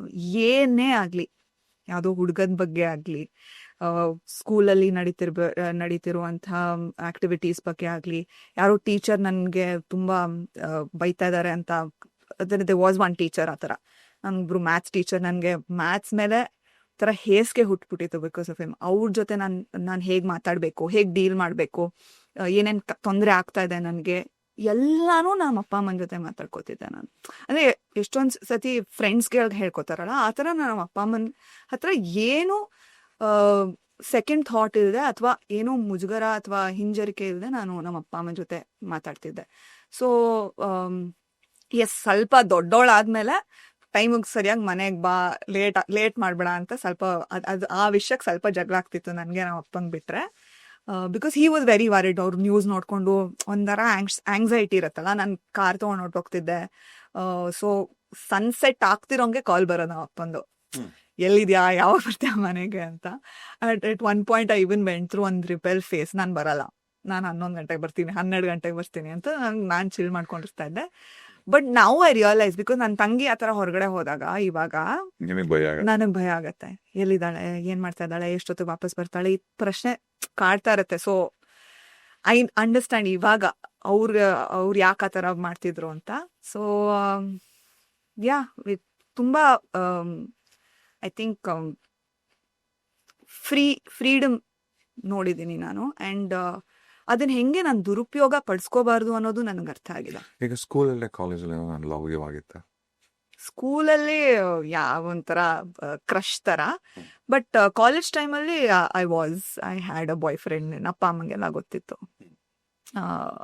ಇಟ್ ವಾಸ್, ಅಂದರೆ ನಾನು ಅನ್ಕೊಂಡಿದ್ದು ಇದೆ, ಫೈನಲ್ ಇವ್ರ ಜೊತೆನೆ ಮದುವೆ ಆಗ್ತೀನಿ ಅಂತ ಅನ್ಕೊಂಡಿದ್ದಿದೆ. ಆ್ಯಂಡ್ ನಮ್ಮ ಫ್ಯಾಮಿಲಿಯವ್ರಿಗೆ, ಅವ್ರ ಫ್ಯಾಮಿಲಿಯವ್ರಿಗೆ ಎಲ್ಲರಿಗೂ ಗೊತ್ತಿತ್ತು. It was not like I was doing something in hiding or ನಮ್ಮ ಅಪ್ಪ ಅಮ್ಮಂಗೆ ಹೇಳ್ದೆ ಮಾಡ್ತಿದ್ದೆ, ಆ ಥರದ್ದೇನೂ ಇಲ್ಲ. ಎಲ್ಲನೂ ಓಪನ್ ಈ ಥರ ಇದೆ ಅಂತ ನಮ್ಮ ಅಪ್ಪ ಅಮ್ಮಂಗೆ ಹೇಳ್ತಿದ್ದೆ. ಬಟ್ ಅವರೂ ನನಗೆ ಬಿಕಾಸ್ ಆಫ್ ದ ಏನಂತಾರೆ freedom that they gave me, ಅದನ್ನು ನಾನು ಏನಂತಾರೆ ಮಿಸ್ಯೂಸ್ ಮಾಡ್ಕೋಬಾರ್ದು ಅಥವಾ ಅವ್ರಿಗೆ ಕೆಟ್ಟ ಹೆಸರು ತರಬಾರ್ದು ಅನ್ನೋದು ಯಾವಾಗಲೂ ನನ್ನ ತಲೆಯಲ್ಲಿತ್ತು. ಬಟ್ ಕಾರಣಾಂತರಗಳಿಂದ ಅದು ವರ್ಕೌಟ್ ಆಗಲಿಲ್ಲ. ಈಗ ವರ್ಕೌಟ್ ಆಗಲಿಲ್ಲ ಅಂತ ಏನೊಂದು ಫೇಸ್ ಇತ್ತಲ್ಲ, ಆ ಟೈಮಲ್ಲಿ ನಿಮಗೆ ಎಷ್ಟು ಈಸಿ ಇತ್ತು, ಆರಾಮಾಗಿ ಅದರಿಂದ ಹೊರಗೆ ಬರಕ್ಕೆ ಆಯ್ತಾ? ಅಥವಾ ನಮ್ಮ ಅಪ್ಪ ಅಮ್ಮ ಡೆಫಿನೆಟ್ಲಿ ತುಂಬ ಸಪೋರ್ಟ್ ಮಾಡಿದ್ರು ಆ ಟೈಮಲ್ಲಿ. ಬಿಕಾಸ್ ಐ ಥಿಂಕ್ ಸಮ್ಹೌ ಅಪ್ಪನೂ ಆ ಒಂದು ಫೇಸಲ್ಲಿ ಇದ್ರು. ಒಂದು ಪಾಯಿಂಟ್ ಆಫ್ ಟೈಮಲ್ಲಿ ಭಾಳಷ್ಟು ಸತಿ ಹೇಳ್ಕೊಂಡಿದ್ದಾರೆ ಅದ್ರ ಬಗ್ಗೆ. ಆ್ಯಂಡ್ ನನಗೂ ಅದನ್ನೇ ಎಕ್ಸಾಂಪಲ್ ಆಗಿ ಕೊಡ್ತಿದ್ರು. ಇಟ್ಸ್ ಜಸ್ಟ್ ಏನೇ ಲೈಫಲ್ಲಿ ಟೆಂಪ್ರರಿ, ಅದು ನೋವೇ ಆಗಲಿ, ಖುಷಿನೇ ಆಗಲಿ, ಹಾರ್ಟ್ ಬ್ರೇಕೇ ಆಗಲಿ, only for that period of time ತುಂಬ ಕಷ್ಟ ಆಗುತ್ತೆ. ಹೋಗ್ತಾ ಹೋಗ್ತಾ ಹೋಗ್ತಾ ಲೈಫ್ ಎಷ್ಟು ವಿಶಾಲವಾಗಿದೆ ಆ್ಯಂಡ್ ಈ ಪ್ರಪಂಚ ಎಷ್ಟು ವಿಶಾಲವಾಗಿದೆ. ಸೊ ಐ ಥಿಂಕ್ ವಾಪಸ್ ನಾನು ನನ್ನ ಮೇಲೆ ಫೋಕಸ್ ಮಾಡ್ಕೋಬೇಕು ಅಂತ ನನಗೆ ರಿಯಲೈಸ್ ಆಗಿದ್ದು ಆ ಪೀರಿಯಡ್ ಆಫ್ ಟೈಮಲ್ಲಿ. ನಾನು ಇಷ್ಟೇ ಲೈಫು, ಏನೋ ಅಷ್ಟೊಂದು ಆಂಬಿಷನ್ಸ್ ಇರಲಿಲ್ಲ, ಆಸ್ಪಿರೇಷನ್ಸ್ ಇರಲಿಲ್ಲ, ಇಷ್ಟೇ, ನಾನು ಇವ್ನ ಮದುವೆ ಆಗ್ತೀನಿ, ಸೆಟ್ಲ್ ಆಗ್ತೀನಿ ಅನ್ನೋ ಥರ ಇತ್ತು ನನ್ನ ಮೈಂಡ್ ಸೆಟ್. ಅದನ್ನು ಬೇರೆ ಥರ ನೋಡೋದ್ರಲ್ಲಿ ನಮ್ಮ ಅಪ್ಪ ಕೂಡ ನನಗೆ ಒಂದು ಫೋರ್ಸ್ ಆಗಿ ನಿಂತಿದ್ರು ಆ ಟೈಮಲ್ಲಿ. ಏನು ಹೇಳಿದ್ರು ಕೂರಿಸ್ಕೊಂಡು? ಬಿಟ್ಟಾಕು, ಮೂವ್ ಆನ್. ಆಗ ವರ್ಕ್ ಆಗಿದ್ದಿದ್ರೆ ಎಸ್ ಡೆಫಿನೆಟ್ಲಿ ಖುಷಿಯಾಗಿರ್ತಿದ್ದೆ. ಅಥವಾ ಇವಾಗ ವರ್ಕ್ ಆಗಲಿಲ್ಲ ಅಂದರೆ ನೀನು ಖುಷಿಯಾಗಿರೋಕ್ಕಾಗಲ್ಲ ಅಂತ ಯಾರು ಹೇಳ್ತಾರೆ ನಿನಗೆ? ಇಟ್ಸ್ ಓಕೆ, ಆಗತ್ತೆ ಈ ಥರ ಲೈಫಲ್ಲಿ. ಇಟ್ಸ್ ವೆರಿ ಕಾಮನ್, ಎಲ್ಲರಿಗೂ ಆಗುತ್ತೆ, ನನಗೂ ಆಗಿದೆ. ಆ್ಯಂಡ್ ನಾವಿವಾಗ ಖುಷಿಯಾಗಿಲ್ವಾ ಲೈಫಲ್ಲಿ? I found a beautiful partner. Life ನಡ್ಕೊಂಡು ಹೋಗ್ತಾ ಇದೆ, ಮುಂದೆ ಹೋಗ್ತಾ ಇರಬೇಕು. ಹಿಂದಿನ ಕುತ್ಕೊಂಡು ಯೋಚನೆ ಮಾಡಿ ಹತ್ಕೊಂಡು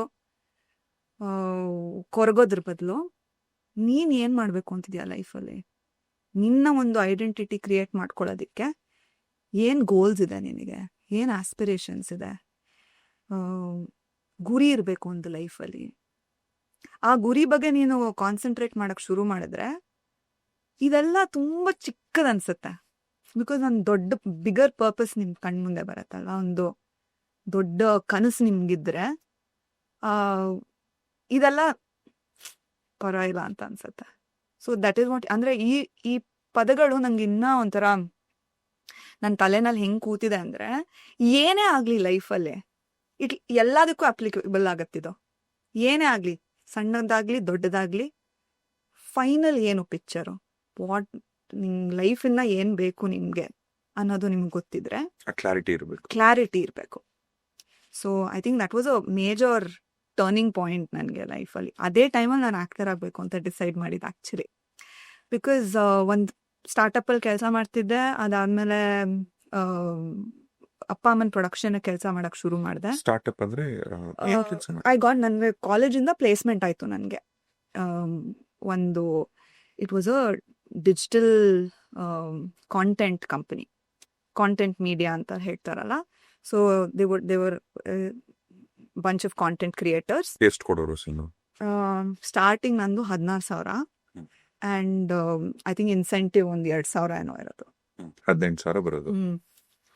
I mean it was good money for ಇವಾಗ ತಾನೇ ಕಾಲೇಜ್ ಮುಗಿಸ್ಕೊಂಡು ಹೊರಗಡೆ ಬಂದಿರೋರಿಗೆ. It was really good money and ಒಂದು ಸೆನ್ಸ್ ಆಫ್ ಒಂದು ಇಂಡಿಪೆಂಡೆನ್ಸ್ ಸಿಕ್ತು ನನಗೆ. ಅಂದರೆ ಪರವಾಗಿಲ್ಲ, ನನ್ನ ಕಾಲ ಮೇಲೆ ನಾನು ನಿಂತ್ಕೊಳ್ಳೋದಕ್ಕೆ ಒಂದು ಫಸ್ಟ್ ಸ್ಟೆಪ್ ಇಟ್ಟಿದ್ದೀನಿ ಅನ್ನೋ ಥರ ಒಂದು ಕಾನ್ಫಿಡೆನ್ಸ್ ಬಂತು. ಆ್ಯಂಡ್ ಅಲ್ಲಿ ಅದಾದಮೇಲೆ ಒಂದು ಗೊಂದಲ ಶುರು ಆಯಿತು. ಇಷ್ಟೇನಾ, ಈ 9 to 5 ಮಧ್ಯದಲ್ಲೇ ನನ್ನ ಲೈಫ್ ನಡೆಯತ್ತಾ? ಬಿಕಾಸ್ ಅಷ್ಟೇ, the only thing I would look forward to ಬೆಳಗ್ಗೆ ಆಫೀಸ್ಗೆ ಹೋಗೋ, ಸಂಜೆ ವಾಪಸ್ ಮನೆಗೆ ಹೋಗೋ. ಅಥವಾ ನಾನು ಅವಾಗ ಥಿಯೇಟರ್ ಮಾಡೋಕ್ಕೆ ಶುರು ಮಾಡಿದ್ದೆ, ಡ್ಯಾನ್ಸ್ ಪರ್ಫಾರ್ಮೆನ್ಸಸ್ ಮಾಡ್ತಾ ಇದ್ದೆ ನಮ್ಮ ಗುರುಗಳು ನಿರುಪಮ ರಾಜೇಂದ್ರ ಅವ್ರ ಜೊತೆಗೆ. ಅಲ್ಲ, ಈಗ ನಿಮ್ಮ ಮನೇಲಿ ಎಸ್ಪೆಷಲಿ ಈಗ ಸಿನಿಮಾ ಬ್ಯಾಕ್ಗ್ರೌಂಡ್ ಇಂದ ಬಂದಂಥವ್ರು, ಈಗ ತಂದೆ ತಾಯಿಗಳು ಆಲ್ರೆಡಿ ಗೊತ್ತಿರೋ ಮುಖಗಳು, ದೊಡ್ಡ ಹೆಸರು, ಫಿನಾನ್ಷಿಯಲಿ ಕೂಡ ಚೆನ್ನಾಗಿದ್ದಾರೆ, ಮನೆ ಕಟ್ಟಿದ್ದಾರೆ, ಅಥವಾ ಕಾರು ಮಕ್ಕಳ ಹೆಸರಲ್ಲಿ ಏನೇನೋ ಮಾಡಿರ್ತಾರೆ. ಅವರು ತಂದೆ ತಾಯಿಗಳಾಗಿ ಏನೇನು ಮಾಡಬೇಕು ಅದೆಲ್ಲನೂ ಮಾಡಿಟ್ಟಿದ್ದಾರೆ. ನಿಮ್ಮನ್ನ ಒಂದು ಕಂಫರ್ಟ್ ಝೋನಲ್ಲಿ ಕೂರಿಸಿರ್ತಾರಲ್ವ. ಇಂಥ ಟೈಮಲ್ಲೂ ನಿಮ್ಮಂಥ ಒಂದು ಬ್ಯಾಕ್ಗ್ರೌಂಡ್ ಅಂದರೆ ನಿಮ್ಮಂಥ ಒಂದು ಹಿನ್ನೆಲೆಯಿಂದ ಬಂದಂಥ ಹೆಣ್ಮಗಳಾಗ್ಬೋದು, ಹುಡುಗರಾಗ್ಬೋದು ಅಥವಾ ಹುಡುಗಿರಾಗ್ಬೋದು, ನೀವು ಯೋಚನೆ ಮಾಡೋ ರೀತಿ ಹೆಂಗಿರತ್ತೆ? ಸ್ವಲ್ಪ ಟೈಮ್ ತೊಗೊಳತ್ತೆ. ಫಸ್ಟ್ ಆಫ್ ಆಲ್ ನಮಗೆ ಅರ್ಥ ಆಗೋದಕ್ಕೆ, ಹೌದು ನಮ್ಮ ಹತ್ರ ಇಷ್ಟೆಲ್ಲ ಇದೆ, ಪ್ರಿವಿಲೇಜ್ ಇದೆ, ನಮ್ಗೆ ಸಿಕ್ಕಿರೋದು ಇಷ್ಟು, ನಮ್ಗೆ ಈಸಿಯಾಗಿ ಸಿಕ್ಕಿರೋದು ಯಾಕೆ ಅಂದರೆ ನಮ್ಮ ಅಪ್ಪ ಅಮ್ಮ ಅಷ್ಟು ಕಷ್ಟಪಟ್ಟಿದ್ದಾರೆ. ಈ ಒಂದು ರಿಯಲೈಸೇಷನ್ ಆದಮೇಲೆ ಪರ್ಸ್ಪೆಕ್ಟಿವೇ ಚೇಂಜ್ ಆಗೋಗುತ್ತೆ, ನೋಡೋ ದೃಷ್ಟಿನೇ ಚೇಂಜ್ ಆಗಿಬಿಡುತ್ತೆ. ಯಾಕಂದರೆ ನಾವೇನು ಮಾಡಬೇಕೀಗ? ನಮ್ದು ಅಂತ ಏನು, ನಂದು ಅಂತ ಒಂದು ಐಡೆಂಟಿಟಿ ಏನು, ನನ್ನನ್ನು ನಾನು ಹೇಗೆ ಗುರ್ತಿಸ್ಕೋಬೇಕು? ಆ್ಯಂಡ್ ನಾನು ನಮ್ಮ ಅಪ್ಪ ಅಮ್ಮಂಗೆ ವಾಪಸ್ ಏನು ಕೊಡೋದು? ಅವ್ರ ಹತ್ರ ಅಷ್ಟು ತೊಗೊಂಡಿದ್ದೀನಿ ನಾನು, ಅವ್ರಿಗೆ ವಾಪಸ್ ನಾನು ಹೇಗೆ ಕೊಡೋದು, ಏನು ಕೊಡೋದು?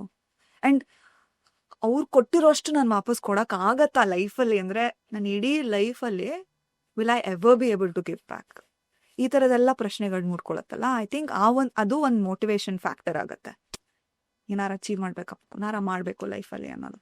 ಬಟ್ ಆ ಒಂದು ಮೆಚುರಿಟಿ ಬರೋದಕ್ಕೆ, ಆ ಒಂದು ಥಾಟ್ ಬರೋದಕ್ಕೆ ತಲೆನಲ್ಲಿ ನನಗೂ ಸ್ವಲ್ಪ ಟೈಮ್ ಹಿಡಿತು. ಇಟ್ ಟುಕ್ ಮೀ, ಅಂದರೆ ಅವ್ರು ಕೊಟ್ಟಿರೋದಕ್ಕೆ ನನಗಿದೆಲ್ಲ ಇರೋದು ಅನ್ನೋದು. ಸೊ ನಾನೊಂದು ಇಂಡಿಪೆಂಡೆಂಟಾಗಿ ನಾನೊಂದು ಲೈಫ್ ಲೀಡ್ ಮಾಡಬೇಕು ಅಂದರೆ ನಾನು ಎಷ್ಟು ಕಷ್ಟಪಡಬೇಕಾಗತ್ತೆ ಆ್ಯಂಡ್ ಪಡಬೇಕು ನಾನು.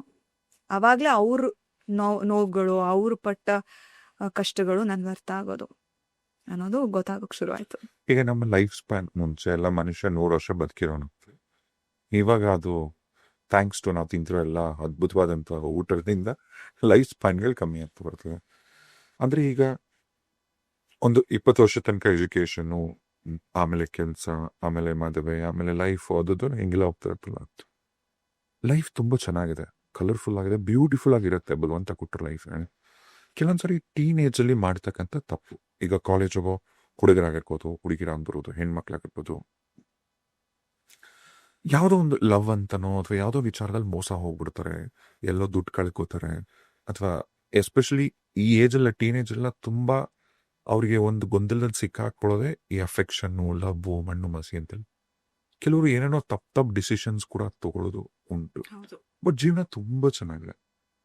ಯಾಕಂದರೆ ನಾವುಗಳೆಲ್ಲ ಆ ಫೇಸ್ಗಳೆಲ್ಲ ನೋಡಿ ಬಂದಿರ್ತೀವಿ. ಈಗ ಟೀನೇಜ್ಗಳಲ್ಲಿ ನಮಗೊಂದು ಲವ್ ಬ್ರೇಕಪ್ ಆಗಿರತ್ತೆ. ನಮಗೆ ಹೆಂಗೆ ಅಂದರೆ ಅವಾಗೆಲ್ಲ ನೆಕ್ಸ್ಟು ಈಗ ಪ್ರತಿಯೊಂದು ಹುಡುಗ ಅವ್ನು ದೇವದಾಸ್ ಅನ್ಕೋತಾನೆ, ಪ್ರತಿಯೊಂದು ಹುಡುಗಿ ಅವಳು ಪಾರ್ವತಿ ಅನ್ಕೊಂಡ್ಬಿಡ್ತಾಳೆ. ಸೊ ಇವತ್ತು ಕಷ್ಟ ಅಂತ ಅಂತಿರೋರಿಗೆ ಏನು ಹೇಳಕ್ಕೆ ಇಷ್ಟಪಡ್ತಿರೋ? ಈಗ ಟೀನೇಜಲ್ಲಿರೋ ಅಥವಾ ಲವ್ವಲ್ಲಿ ಸಿಕ್ಕಾಕೊಂಡು ಕನ್ಫ್ಯೂಷನಲ್ಲಿರೋ ಆ ಹೆಣ್ಮಕ್ಳಿಗೆ.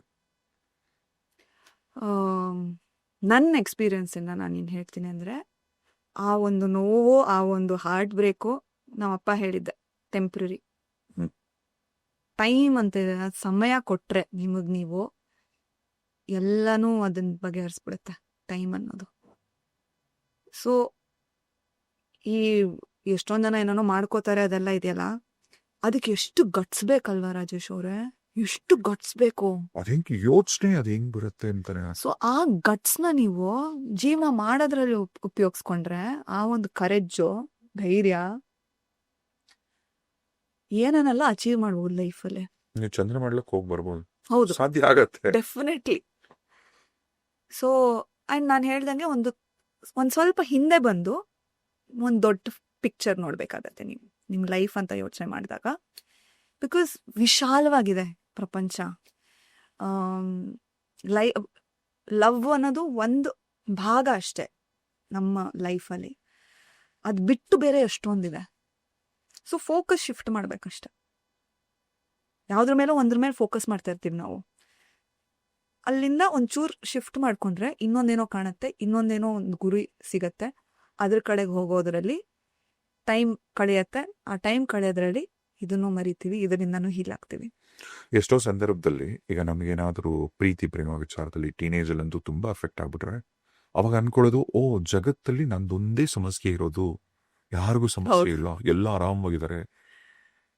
ಸಿಂಪಲ್, ಒಂದು ಸಣ್ಣ ಕಲ್ಲನ್ನು ತಗೊಂಡು ನೀವು ಕಣ್ಣು ಹತ್ರ ಇಟ್ಕೊಂಡು ನೋಡಿದ್ರೆ ಅದು ನಿಮ್ಗೆ ಎಷ್ಟು ದೊಡ್ಡದಾಗಿ ಕಾಣಿಸುತ್ತೆ. ಅದೇ ಕಲ್ಲಿ ಎತ್ತು ದೂರಕ್ಕೆ ಬಿಸಾಕ್ಬಿಡಿ ನೀವು, ಹೌದು, ಮಾಯ ಅಷ್ಟೇ. Yeah. ಲೈಫಲ್ಲಿ ಅದೊಂದು ತಾಳ್ಮೆ ಬೇಕು. ಎಸ್. ಈಗ ಪ್ರತಿಯೊಂದು ಅಫ್ಕೋರ್ಸ್ ಎಲ್ಲ ಹೆಣ್ಮಕ್ಳಿಗೂ ಅಮ್ಮಂದ್ರ ಪಾಪ ಎಷ್ಟೇ ಚೆನ್ನಾಗಿ ನೋಡ್ಕೊಂಡ್ರು ಅವ್ರು ಹೇಳೋದು ಏನದು, ಪಪ್ಪಾಸ್ ಪ್ರಿನ್ಸಸ್, ಡ್ಯಾಡ್ ಓನ್ ಪ್ರಿನ್ಸಸ್ ಆ ಥರದ್ದು ಅಂತ. ಈಗ ನಿಮ್ಮಲ್ಲಿ ಇಬ್ರು ಮುದ್ದಾದಂತ ಹೆಣ್ಮಕ್ಳು ಯಾರ ಪಾರ್ಟಿ, ಅಪ್ಪನ ಪಾರ್ಟಿನ ಅಮ್ಮನ ಪಾರ್ಟಿನ? ಆ ಥರ ಭೇದ ಭಾವನೆ ಇಲ್ಲ. ಇಬ್ರು ನಂಗೆ ತುಂಬಾ ಹತ್ರ, ಇಬ್ರು ಹತ್ರನೂ ನಾನು ಎಲ್ಲಾನು ಶೇರ್ ಮಾಡ್ಕೋತೀನಿ. ಆ್ಯಂಡ್ ಅಕಸ್ಮಾತ್ ನಾನು ಒಬ್ರಿಗೆ ಫಸ್ಟ್ ಹೇಳಿ ಆಮೇಲೆ ಅವ್ರಿಗೆ ಕಾಲ್ ಮಾಡೋಣ ಅಂತ ಅನ್ಕೊಂಡ್ರೆ ಅವರಿಬ್ಬರು ಮಧ್ಯದಲ್ಲೇ ಡಿಸ್ಕಷನ್ ನಡೆಯುತ್ತೆ. ಸೊ ದೇರ್ ಇಸ್ ನೋ ಮುಚ್ಚು ಮರೆ ಅಥವಾ ಇವ್ರಿಗೆ ಮಾತ್ರ ನಾನು ಇದನ್ನು ಹೇಳ್ತೀನಿ, ನನ್ ಆಫ್ ದ್ಯಾಟ್. ನಾವು 4 ಜನದಲ್ಲಿ, ನಾನು, ನನ್ನ ತಂಗಿ, ನಮ್ಮ ಅಪ್ಪ ಅಮ್ಮ, ಏನೇ ಡಿಸ್ಕಷನ್ ಆದ್ರೂ 4 ಜನಕ್ಕೆ ಗೊತ್ತಿರತ್ತೆ. 4 ಜನ ಜೊತೆ ನಾವು ಎಲ್ಲಾನು ಡಿಸ್ಕಸ್ ಮಾಡ್ತೀವಿ. ಎಲ್ಲ ಡಿಸ್ಕಸ್ ಮಾಡ್ತಾರೆ, ಯಾರ ಲೈಫಲ್ಲಿ ಏನೇನು ನಡೀತಿದೆ ಪ್ರತಿಯೊಂದು. ಎವ್ರಿಥಿಂಗ್. ಆ್ಯಂಡ್ ಇನ್ನೊಂದೇನು ಗೊತ್ತಾ, ನನಗೆ ಈ ವಿಷಯ ಹೇಳಲೇಬೇಕು. ನಮ್ಮ ಅಪ್ಪ ಈ ಥರದ್ದು ಏನಾರ ನನಗೆ ಸಣ್ಣ ಹಾರ್ಟ್ ಬ್ರೇಕ್ ಆಗಿದೆ ಅಥವಾ ಸರಿಯಾಗಿ ಮಾರ್ಕ್ಸ್ ಬಂದಿಲ್ಲ, ತುಂಬ ಸ್ಟ್ರೆಸ್ ಆಗ್ಬಿಡಿದೆ ಎಕ್ಸಾಮ್ದು, ಈ ಥರ ಎಲ್ಲ ಇದ್ದಾಗ ಹೊರಗಡೆ ಕರ್ಕೊಂಡು ಹೋಗೋರು ನಮ್ಮಪ್ಪ. ಇವಾಗಲೂ ನನ್ನ ತಂಗಿನ April 2 ಎವ್ರಿ ಇಯರ್, ಅವಳ ಏಪ್ರಿಲ್ ಟೈಮಲ್ಲಿ ಅವಳ ಎಕ್ಸಾಮ್ ಟೈಮ್ ಅವಳದು. ಸೊ ಐ ಥಿಂಕ್ ಆ ಟೈಮಲ್ಲಿ ಅವಳಿಗೆ ಎಕ್ಸಾಮ್ ಮುಗ್ದಿರೋದು. ಸೊ ಅಷ್ಟು ಓದಿರೋಳಲ್ವಾ, ಸೊ ಒಂದು ಏನೋ ಡ್ಯಾಡಿ ಡಾಟರ್ಸ್ ಡೇ ಅಂತ ಕರ್ಕೊಂಡು ಹೊಟ್ಟೋಗೋರು. ಅವತ್ತಿನ ದಿವಸ ಅವಳು ಏನು ಕೇಳ್ತಾಳೋ ಎಲ್ಲ ಕೊಡ್ಸೋದು ಅವಳಿಗೆ. ಓಕೆ, ಆ ಥರ. ಬಟ್ ನನಗೆ ಇನ್ ಪಾಕೆಟ್ಸ್ ಏನೋ ಒಂದು ತುಂಬ ಸ್ಟ್ರೆಸ್ ಆಗ್ಬಿಟ್ಟಿದೆ, ಹೊರಗಡೆ ಕರ್ಕೊಂಡು ಹೋಗೋದು, ಏನು ಬೇಕೋ ತಿನ್ಸೋದು, ಏನು ಬೇಕೋ ಕೊಡ್ಸೋದು, ಪಿಕ್ಚರ್ಗೆ ಹೋಗೋದು ಅಥವಾ ಏನೋ ಬೌಲಿಂಗು, ಆ ಥರ. ಆ ಟೆಂಪ್ರರಿ ಡಿಸ್ಟ್ರಾಕ್ಷನು ಆಗ್ತಿತ್ತದು ನನಗೆ. ಅಟ್ ದ ಸೇಮ್ ಟೈಮ್ ಆ ಒಂದು ಟೈಮ್ ಸಿಗೋದಲ್ಲ ಅವ್ರಿಗೆ ನನ್ನ ಜೊತೆ, ಅವಾಗ ಹೆಂಗೋ ನನಗೆ ಗೊತ್ತಿಲ್ಲದೇನೆ ನನಗೆ ಎಷ್ಟೊಂದು ವಿಷಯಗಳು ಹೇಳೋರು ಅವರು. ಒಂದು ಎಕ್ಸ್ಕ್ಲೂಸಿವ್ ಟೈಮ್ ಸಿಗೋದು. ಬಟ್ ಅಮ್ಮನ ಜೊತೆ ಏನು ಅಂದರೆ ಡೈಲಿ ಮಾತಾಡ್ತೀವಲ್ಲ, ಸೊ ಎವ್ರಿ ಒಂದು ಸಣ್ಣ ವಿಷಯನೂ ಹಾಗೆ ಮೆನ್ಷನ್ ಮಾಡ್ಕೊಂಡು ಹೋಗ್ತಾ ಇರ್ತೀನಿ. ಅಪ್ಪನ ಜೊತೆ ಈ ಥರ ಟೈಮ್ ಸಿಕ್ಕಿದಾಗ ಗೋ ಡೀಪರ್ ಆ್ಯಂಡ್ ಡೀಪರ್, ಮೇಲ್ ಗೊತ್ತಿರತ್ತೆ, ಗೋ ಡೀಪರ್ ಆ್ಯಂಡ್ ಡೀಪರ್, ಏನೇನು ವಿಷಯಗಳಿದೆ, ನನಗೆ ಅದ್ರ ಬಗ್ಗೆ ಏನು ಅನ್ನಿಸ್ತು, ನಾನು ಹೇಗೆ ರಿಯಾಕ್ಟ್ ಮಾಡಬೇಕಾಗಿತ್ತು, ಅದೆಲ್ಲ ನಾನು ಹೇಳ್ಕೊತೀನಿ. ನಮ್ಮ ಅಪ್ಪ ಹೀಗೆ ಮಾಡು ಹಾಗೆ ಮಾಡು ಅಂತ ಯಾವತ್ತೂ ಹೇಳಲ್ಲ, ಅವ್ರದ್ದೊಂದು ಪರ್ಸ್ಪೆಕ್ಟಿವ್ ಹೇಳ್ತಾರೆ. ಆ್ಯಂಡ್ ಹೀಗೆ ಮಾಡಿದ್ರೆ ಹೀಗಾಗತ್ತೆ, ಹೀಗೆ ಮಾಡಿದ್ರೆ ಹೀಗಾಗತ್ತೆ, ನಿನ್ನ ಚಾಯ್ಸ್ ಇವಾಗ ಹೇಗೆ ಮಾಡ್ತೀಯಾ ಅನ್ನೋದು ಒಂದು ಹೇಳ್ತಾರೆ. ಸೊ ನನಗೆ ಆ ಎರಡೂ ಕಡೆ ಪರ್ಸ್ಪೆಕ್ಟಿವ್ ಸಿಗೋದು, ಎರಡೂ ಕಡೆ ಅಂದರೆ ಏನಂತಾರೆ ಅಡ್ವಾಂಟೇಜು ಡಿಸ್ಅಡ್ವಾಂಟೇಜ್ ಅಥವಾ ಪ್ರೋಸ್ ಆ್ಯಂಡ್ ಕಾನ್ಸ್ ಅಂತ ಏನು ಹೇಳ್ತಾರೆ, ಆ ಒಂದು ಪಿಕ್ಚರ್ ನಮ್ಮಪ್ಪ ತೋರ್ಸೋದು ನನಗೆ. ಈಗ ನಿಮ್ಮ ತಾಯಿಯವರು ಸಾಂಬಾರ್ ಪೌಡರ್ ಮಾಡ್ಕೊಳ್ಳೋಕೆ ಮೆಣಸಿನ್ಕಾಯಿ ಇಷ್ಟ ಹಾಕು, ಜೀರಿಗೆ ಇಷ್ಟ ಹಾಕು, ಅಥವಾ ಧನಿಯಾ ಪೌಡರ್ ಜಾಸ್ತಿ ಹಾಕು, ಅಥವಾ ಪುಳಿಯೋಗರಿಗೆ ಇದು ಕಮ್ಮಿ ಮಾಡುವ, ಈ ತರದ್ದು ಈ ಅಡಿಗೆ ಟಿಪ್ಸ್ ಬಿಟ್ಟು ಲೈಫ್ ಬಗ್ಗೆ ಅಮ್ಮ ಯಾವತ್ತಾದ್ರೂ ಕೂರಿಸ್ಕೊಂಡು ಏನಾದ್ರು ಹೇಳಿದ್ದುಂಟ? ಕೂರಿಸ್ಕೊಂಡು ಹೇಳೋದಕ್ಕಿಂತ ನಮ್ಮ ಪ್ರತಿದಿನದ ನಮ್ಮ ಮಾತುಕತೆನಲ್ಲಿ ಅವ್ರು ಹೇಳೋದು ಎಷ್ಟೊಂದು ನನ್ನ ಜೊತೆ ಉಳ್ಕೊಳತ್ತೆ. ಅವರು ಐ ಥಿಂಕ್ ನಮ್ಮಮ್ಮನಷ್ಟು ಕರುಣಾಮಯಿ ನಾನು ಬೇರೆ ಎಲ್ಲೂ ನೋಡಿಲ್ಲ. ಅಂದ್ರೆ ಎಂಪತಿ ಅಂತ ಹೇಳ್ತಾರಲ್ಲ, ಸಹಾನುಭೂತಿ ಸಾಕಷ್ಟಿದೆ ನಮ್ಮಮ್ಮನಲ್ಲಿ. ಅವರು ಅದನ್ನ ಹೇಳ್ಕೊಳಲ್ಲ ಈ ತರ ಇರ್ಬೇಕು ಅಂತ. ಅವ್ರು ನಾನಾದ್ರೆ ಹೀಗೆ ಮಾಡ್ತಿದ್ದೆ ಅಂತ ಹೇಳ್ತಾರಲ್ಲ ಒಂದಷ್ಟು ವಿಷಯಕ್ಕೆ. ಅಂದ್ರೆ ರೈಟ್ ನಾವು ನನ್ಗೆ ಏನೋ ಎಕ್ಸಾಂಪಲ್ ಹೇಳೋದಕ್ಕೆ ಇಲ್ಲ, ಬಟ್ ಈ ತರ ಯೋಚನೆ ಮಾಡ್ಬೋದಲ್ವಾ, ನಾನಿದ್ದಿದ್ರೆ ಈ ತರ ಮಾಡ್ತಿದ್ದೆ ಅಂತ ಹೇಳ್ತಾರಲ್ಲ, ಅದ್ರಲ್ಲೇ ಎಷ್ಟೊಂದು ಮೆಸೇಜ್ ಅಡಗಿರುತ್ತೆ ನನಗೆ. ಅವ್ರು ಕುತ್ಕೊಂಡು ನನಗೆ ಉಪದೇಶ ಮಾಡ್ಬೇಕಾಗಿಲ್ಲ. ಅವರು ಅವರ ಲೈಫ್ನ ಹೇಗೆ ಲೀಡ್ ಮಾಡ್ತಾ ಇದ್ದಾರೆ, ಅವರು ಬೇರೆಯವ್ರ ಜೊತೆ ಅವರ ಒಡನಾಟ, ಅವರು ಮಾತಾಡೋ ರೀತಿ, ಅವರು ಹೇಗೆ ಸ್ಪಂದಿಸ್ತಾರೆ, ಅವರು ಹೇಗೆ ಇನ್ನೊಬ್ರಿಗೆ ಅವ್ರ ರೆಸ್ಪಾನ್ಸಿಬಿಲಿಟಿ ಅಲ್ಲ ಅಂದ್ರೂ ಮುಂದೆ ನಿಂತ್ಕೊಂಡು ಹೆಲ್ಪ್ ಮಾಡ್ತಾರೆ. ಇದೆಲ್ಲ ನಾನು ನೋಡಿನೇ ಕಲ್ತಿರೋದು. ಅವ್ರ ಕೈ ಹೇಳಿಸ್ಕೊಂಡಿಲ್ಲ ಅಷ್ಟೊಂದು, ಬಿಕಾಸ್ ಅವ್ರು ಮಾಡೋದೇ ಅಷ್ಟು ದೊಡ್ಡದಾಗಿದೆ. It's so clear. ಸೊ ನಾನು ಅದರಿಂದಾನೇ ಕಲ್ತಿರೋದು ಜಾಸ್ತಿ ಇದೆ. ನನಗೆ ಲಾಸ್ಟ್ ಟೈಮು ಹೋದ ವರ್ಷ ಇದು ನಡೆದಿದ್ದು, ರಂಗಶೇಖರಕ್ಕೆ ಒಂದು ನಾಟಕ ನೋಡಬೇಕು ಅಂತ ಹೋಗಿದ್ದೆ. ಅದಿನ್ನೂ ಟೈಮ್ ಇತ್ತು, ಒಂದು 2 hours ಟೈಮ್ ಇತ್ತು. ಅಲ್ಲೇ ಹಿಂದಿನ ಕ್ರಾಸಲ್ಲಿ ನಮ್ಮ ರಿಬಲ್ ಸ್ಟಾರ್ ಅಂಬರೀಷ್ ಅವ್ರ ಮನೆ ಮುಂದೆ ಒಂದು ಕಡೆ ಒಂದು ಚಾಟ್ ಸೆಂಟರ್. ನಾನು ನನ್ನ ಫ್ರೆಂಡು ಹೋಗ್ಬಿಟ್ಟು ಅಲ್ಲಿ ತಿಂತಾ ಇದ್ವು. ಹಿಂದೆಯಿಂದ ನೋಡಿದ್ರೆ ತುಂಬ ಚಿರಪರಿಚಿತ ವಾಯ್ಸು. ಹಿಂಗೆ ತಿರುಗಿದ್ರೆ ಇರಾನಿಷ ನೀನೇನು ಇಲ್ಲಿ ಅಂತ ಅಪ್ಪ ಅಂದರು. ಅಪ್ಪ ಅಮ್ಮ ಇಬ್ರು ಇದ್ರು. ಆಮೇಲೆ ಅಮ್ಮ ಮಾತಾಡ್ತಾ ಹೇಳಿದ್ರು, ವಿಜಯಲಕ್ಷ್ಮಿ ಅವ್ರ ಪಾಡ್ಕಾಸ್ಟ್ ನೋಡಿದೆ ಅದು ಇದು ಅಂತಲ್ಲ. ಅವ್ರ ಹತ್ರ ಅಷ್ಟೊತ್ತು ಮಾತಾಡ್ಬೇಕಾದ್ರೆ ಒಂದ್ ಕಡೆ ಅವ್ರನ್ನ ನೋಡ್ತಿದ್ದೀನಿ ಅಂತ ಒಂದಾದ್ರೆ, ಅವ್ರ ವಾಯ್ಸ್ ಕೇಳ್ತಾ ಇದ್ರೆ, ಬಿಕಾಸ್ ನಾನೊಂದು ವಾಯ್ಸ್ ಆರ್ಟಿಸ್ಟ್ ಆಗಿರೋದ್ರಿಂದ ನಮ್ಗೆ ಒಂದ್ ರೌಂಡು ಯಾರು ಗೀತಾ ಅವರು, ಮಹಾಲಕ್ಷ್ಮಿ ಅವರು, ತುಂಬಾ ಜನ ಹೀರೋಯಿನ್ಸ್ ಎಲ್ಲ, ಇವ್ರುಗಳಿಗೆಲ್ಲ ಕಂಠದಾನ ಕೊಟ್ಟಂತ ಅದ್ಭುತ ಕಲಾವಿದೆ ಅವರು. ಈಗ ಅಪ್ಪ ಅಮ್ಮನ ಕೆಲಸ ಸಿನಿಮಾಗಳಲ್ಲಿ ನೋಡಿ ಮನೆಗೆ ಬಂದಾಗ ಎಷ್ಟು ಪ್ರೌಡ್ ಫೀಲ್ ಆಗೋದು ನನಗೆ. ನಾನು ಅಂದ್ರೆ ಒಂದಿತ್ತು, ಅಂದ್ರೆ ನಮ್ಮ ಅಪ್ಪ ಅಮ್ಮ ಸಿನಿಮಾದಲ್ಲಿ ಬರ್ತಾರೆ ಅಂತ. ಬಟ್ ಚಿಕ್ಕವಳಿದ್ದಾಗ ನನಗೆ ಅವರು ಕೆಲ್ಸಕ್ಕೆ ಹೋಗ್ತಾ ಇದ್ದಾರೆ, ಅಂದ್ರೆ ಇವಾಗ ಆಫೀಸ್ಗೆ ಹೇಗೆ ಹೋಗ್ತಾರೋ ಆ ಥರ ನಮ್ಮಮ್ಮ ಡಬ್ಬಿಂಗ್ ಹೋಗ್ತಾರೆ ಅಥವಾ ಶೂಟಿಂಗ್ ಹೋಗ್ತಾರೆ, ಅಪ್ಪ ಶೂಟಿಂಗ್ ಅದಿರ್ತಾರೆ ಅಂತ. ಸೊ ನನ್ಗೆ ಅದ್ರ ಅರಿವೇ ಇರಲಿಲ್ಲ, ಏನ್ ಇದರಿಂದ ಏನ್ ನನಗೆ ಸಿಗ್ತಾ ಇದೆ ಅನ್ನೋ ಅರಿವೇ ಇರಲಿಲ್ಲ.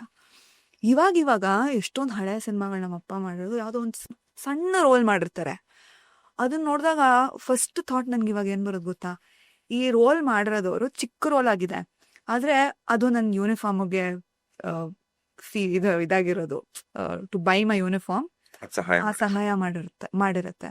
ಇನ್ನೊಂದು ಯಾವುದೋ ಸಿನಿಮಾ ನೋಡಿದಾಗ ಮೇ ಬಿ ಇದರಿಂದ ನಾನು ಫೀಸ್ ಕಟ್ಟಿದ್ರೇನೋ, ಈ ತರ ಥಾಟ್ಸ್ ಬರುತ್ತೆ ನನಗೆ. ಸೊ ತುಂಬಾ ಕಷ್ಟಪಡ್ತಿದ್ರು ನನಗೆ. ನಾನ್ ಸಣ್ಣವಳಿರ್ಬೇಕಾದ್ರೆ ನಾನು ಆಕ್ಚುಲಿ ಜಾಸ್ತಿ ಬೆಳೆದಿದ್ದು ಅಮ್ಮನ ಅಪ್ಪನ ಮನೆಯಲ್ಲಿ. ನಾನಾ ಅಂತ ಕರಿತಿದ್ದೆ. He was again very very very very dear to me. ನಮ್ ತಾತ ಅವ್ರ ಮನೆಯೂ ಮುಂಚೆ ನಾವು ರಾಜಾಜಿನಗರ ಇದ್ವಿ, JP ನಗರ್ ಬರಕ್ ಮುಂಚೆ. ರಾಜಾಜಿನಗರ್ 3rd ಬ್ಲಾಕ್ ಅಲ್ಲಿ ನಮ್ಮ ಮನೆ ಇತ್ತು, 1st ಬ್ಲಾಕ್ ಅಲ್ಲಿ ನಮ್ ನಾನಾ ಮನೆ ಇತ್ತು. ಅಂಡ್ 1st ಬ್ಲಾಕ್ ಅಲ್ಲೇ ನಾನು ವಿದ್ಯಾವರ್ಧಕ ಸ್ಕೂಲ್ಗೆ ಹೋಗ್ತಿದ್ದೆ. ಸೊ ನಮ್ ಚಿಕ್ಕಮ್ಮ ಅವರು ಅವಾಗಿನ ಮದ್ವೆ ಆಗಿರ್ಲಿಲ್ಲ, ಅವರು ನಮ್ಮ ತಾತನ ಜೊತೆ ಇರೋರು. ಅವ್ರು ನನ್ನ ಸ್ಕೂಲಿಂದ ಕರ್ಕೊಂಬಂದು ನಮ್ಮ ಅಪ್ಪ ಅಮ್ಮ ಕೆಲಸ ಮುಗಿಸ್ಕೊಂಡು ಬರೋ ತನಕ ನಾನು ಅಲ್ಲೇ ಇರ್ತಿದ್ದೆ. ಅಥವಾ ನಮ್ಮ ಅಪ್ಪ ಅಮ್ಮನ ಮನೆ ಮೇಲ್ಗಡೆ ನಮ್ಮ ಅಪ್ಪನ ಸೋದರ ಮಾವ ಅತ್ತೆ ಇದ್ರು. ನಾನು ಅವ್ರನ್ನ ಅಮ್ಮಮ್ಮ ಅಂತ ಕರಿತಾ ಇದ್ದೆ, ಅಮ್ಮಮ್ಮ ತಾತ. ಸೊ ಇದರ್ ವ್ಯಾನ್ ಅಲ್ಲಿಗೆ ಬಿಟ್ರೆ ಅಮ್ಮಮ್ಮ ತಾತ ಮನೆ. ಸೊ ಶೈಲಾಂಟಿ ಬಂದು ಪಿಕ್ ಮಾಡಿದ್ರೆ ನಾನು ಮನೆ ಇರ್ತಾ ಇದ್ದೆ. ಸೊ ನನ್ಗೆ ಹೆಂಗಂದ್ರೆ, for me I use to located as my enemy. Shooting ಅಂದ್ರೆ ನಮ್ಮ ಅಪ್ಪ ಅಮ್ಮ ಕೆಲಸ ಕೊಟ್ಟೋಗ್ತಾರೆ. ಒಂದೊಂದ್ಸತಿ ನಂಗೆ ರಾತ್ರಿ ಎಲ್ಲ ಸಿಗ್ತಾನೆ ಇಲ್ಲ. ಅಂದ್ರೆ ಬೆಳಗ್ಗೆ ಐ ವುಡ್ ವೇಕ್ ಅಪ್, ನಾನಾ ಮನೇಲಿ ಮಲ್ಕೊಂಡು ಬೆಳಗ್ಗೆ ನಾವು ಅಪ್ಪ ಅಮ್ಮನ ಮನೇಲಿ ಹೇಳ್ತಿದ್ದೆ, ಬಿಕಾಸ್ ಮಲ್ಕೊಂಡ್ಬಿಟ್ಟಿರ್ತಿದ್ದೆ, ಅವ್ರು ಹಂಗೆ ಕರ್ಕೊಂಡು ಹೋಗೋರು ನನ್ನ. ಬಟ್ ದಟ್ ಬೀಯಿಂಗ್ ಸೈಡ್, ನನಗೋಸ್ಕರ ಟೈಮ್ ಮಾಡ್ಕೊಳ್ಳೋರು ಇಬ್ರು. ಅರ್ಥ ಆಗತ್ತೆ, ಇಬ್ರು ಕೆಲಸ ಮಾಡ್ಬೇಕು, ಒಂದು ಲೈಫ್ ನಡೆಸ್ಬೇಕು, ಒಂದು ಜೀವನ ಕಟ್ಕೋಬೇಕು ಅವ್ರಿಗೆ. ಅಂದ್ರೆ ತುಂಬಾ ಅರ್ಲಿ ಸ್ಟೇಜಸ್ ದಿಸ್ ಇಸ್. ಅವಾಗ ಪ್ರೊಡಕ್ಷನ್ನು ಯಾವುದೋ ಚಿಕ್ಕ ಪ್ರೊಡಕ್ಷನ್ಗಳು ಮಾಡೋರು ಜಾಸ್ತಿ. ಅವರು ಆಕ್ಟಿಂಗು ಮತ್ತೆ ನಟನೆ ಡಬ್ಬಿಂಗಲ್ಲೇ ಅವ್ರ ಜೀವನ ನಡೆಸ್ಬೇಕಾಗಿತ್ತು. ಸೊ ನನ್ಗೆ ಅದೊಂಥರ ಶೂಟಿಂಗ್ ಹೊಟ್ಟೋಗ್ತಾರೆ ನಮ್ಮ ಅಪ್ಪ ಅಮ್ಮ ಅನ್ನೋ ಫೀಲಿಂಗ್ ಇತ್ತು. ಬಟ್ ಅವಾಗ ಎಷ್ಟೋ ಜನ ಸಿನಿಮಾ ಆರ್ಟಿಸ್ಟ್ಗಳು ಕೂಡ ಮನೆಗೆ ಬಂದು ಹೋಗ್ತಿದ್ರಲ್ಲ. ಹೌದು. ಇನ್ಫ್ಯಾಕ್ಟ್ ಅವಾಗೆಲ್ಲ ಪ್ರಕಾಶ್ ಇವರು ಅಪ್ಪ ಎಲ್ಲ ಒಂದು ಫ್ರೆಂಡ್ಸ್. ಹೌದು.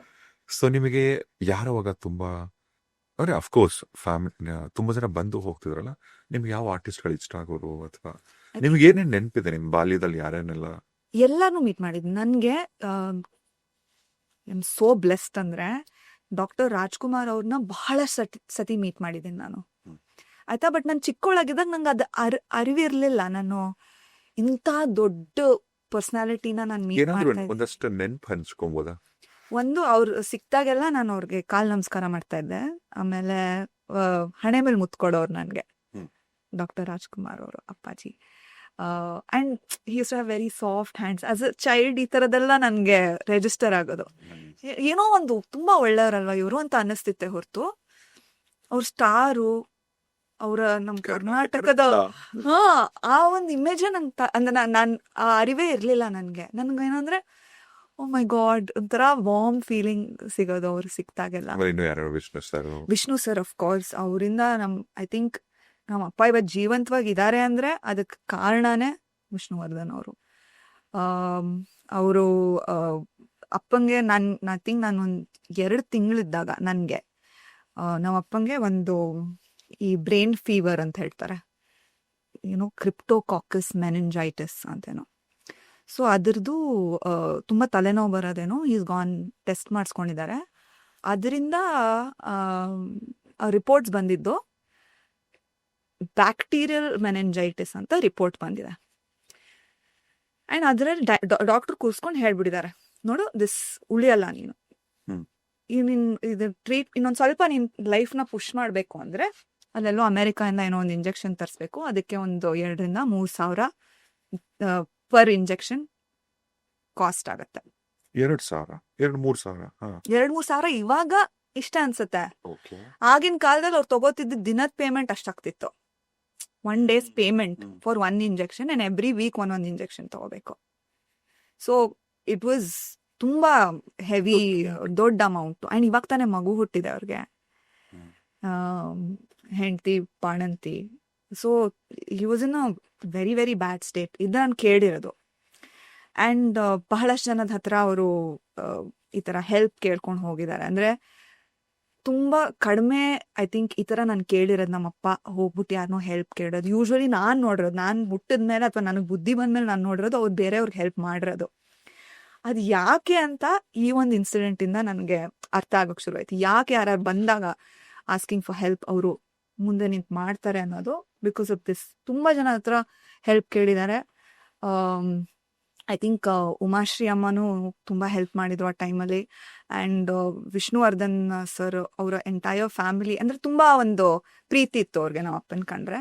ಈ ಥರ ಹೋಗಿ ಈ ಥರ ಹೇಳಿದಾಗ ಅವ್ರು ಫಸ್ಟ್ ಹೇಳಿದ್ದು, ನೀನು ಯಾಕೆ ಒಂದು ಸೆಕೆಂಡ್ ಒಪಿನಿಯನ್ ತೊಗೋಬಾರ್ದು ಅಂತ. ಅದ್ರ ಬಗ್ಗೆ ಯೋಚನೆ ಬಂದಿರಲಿಲ್ಲ ನಮ್ಮ ಅಪ್ಪಂಗೆ. ಡಾಕ್ಟ್ರ್ ಏನು ಹೇಳಿದ್ದಾರೆ ಇಷ್ಟೇ ಆಗೋಯ್ತು ಅನ್ನೋ ಥರ. ಸೊ ಅವರೇ ಅವ್ರ ಪರಿಚಯ ಇರೋ ಒಬ್ರು ಡಾಕ್ಟರ್ ಹತ್ರ ಕಳಿಸಿ, ಆ ಡಾಕ್ಟರ್ ಹತ್ರ ಹೋಗೋದಕ್ಕೂ ಕಾರ್ ಕಳಿಸಿ, ಕಾರಲ್ಲಿ ಹಾಸ್ಪಿಟ್ಲಿಗೆ ಕರ್ಕೊಂಡು ಹೋಗಿ ಅಲ್ಲಿ ಡಾಕ್ಟ್ರು ಯಾರ ಜೊತೆ ಮಾತಾಡಿದ್ರು ಅವ್ರ ಹತ್ರ ಟೆಸ್ಟ್ಸ್ ಎಲ್ಲ ಮಾಡಿಸಿ ಟ್ರೀಟ್ಮೆಂಟ್ ಎಲ್ಲ ಕೊಡಿಸಿ, ಅದಕ್ಕೆ then they realise wrong diagnosis ಆಗಿದೆ. ರಿಪೋರ್ಟ್ ಅದ್ಲ ಬದಲೇ ಏನೋ ಆಗಿದೆ. ಓಕೆ, ಸೊ ಅವ್ರಿಗೆ ಆಕ್ಚುಲಿ ಮೆನಿಂಜೈಟಿಸ್ ಬೇರೆ ಥರ ಇದ್ದಿದ್ದು, and which is very easily curable. ಮಾತ್ರೆ ಮೆಡಿಸಿನ್ ಇಂದ ಅದು ಸರಿ ಹೋಗ್ಬೋದು, ಆ ಥರದ್ದು ಕಂಡೀಷನ್ ಇತ್ತಿತ್ತು. ಸೊ ಅದೊಂದು ರಿಲೀಫು, ಅನ್ಕೊಂಡಿದ್ದ ಥರ ಆ ಥರ ಏನು ಡೇಂಜರ್ ಇಲ್ಲ ಅನ್ನೋದು. ಇನ್ನೊಂದೇನಂದರೆ ಅಲ್ಲಿ ಹೋಗಿ ಟ್ರೀಟ್ಮೆಂಟು ಮಾತ್ರೆ 3 ತಿಂಗಳಿಗಾಗುವಷ್ಟು 6 ತಿಂಗಳಿಗಾಗುವಷ್ಟು ಎವ್ರಿಥಿಂಗ್ ವಿಷ್ಣು ಸರೇ ನೋಡ್ಕೊಂಡಿತ್ತು. ಈ ಥರ ಒಂದು ಹೋಲ್ ಹಾರ್ಟೆಡ್ ಆಗಿ ಹೃತ್ಪೂರ್ವಕವಾಗಿ ಒಬ್ರು ಸಹಾಯ ಮಾಡಿದ್ದಾರೆ ಅಂದರೆ ನಿಂತಿದ್ದು ಏನು ತಲೆ ಕೆಡ್ಸ್ಕೊಬೇಡ. ಫಸ್ಟ್ ಅವ್ರು ಹೇಳಿದೆ ಇದಂತೆ, ನೋಡೋಣ ದೇವ್ರಿದ್ದಾನೆ, ವೇಟ್, ಆಗೋಯ್ತು ಲೈಫು ಅಂತ ಅನ್ಕೋಬೇಡ. ಭಾರತೀಯಮ್ಮ ಅವರು ಕೂಡ ನಮ್ಮಮ್ಮಂಗೆ ಸಮಾಧಾನ ಹೇಳಿ ಆ್ಯಂಡ್ ಇಮ್ಯಾಜಿನ್ ನಮ್ಮ ಅಮ್ಮನ ಸಿಚುವೇಶನ್ ಹೆಂಗಿರ್ಬೋದು ಅವಾಗ.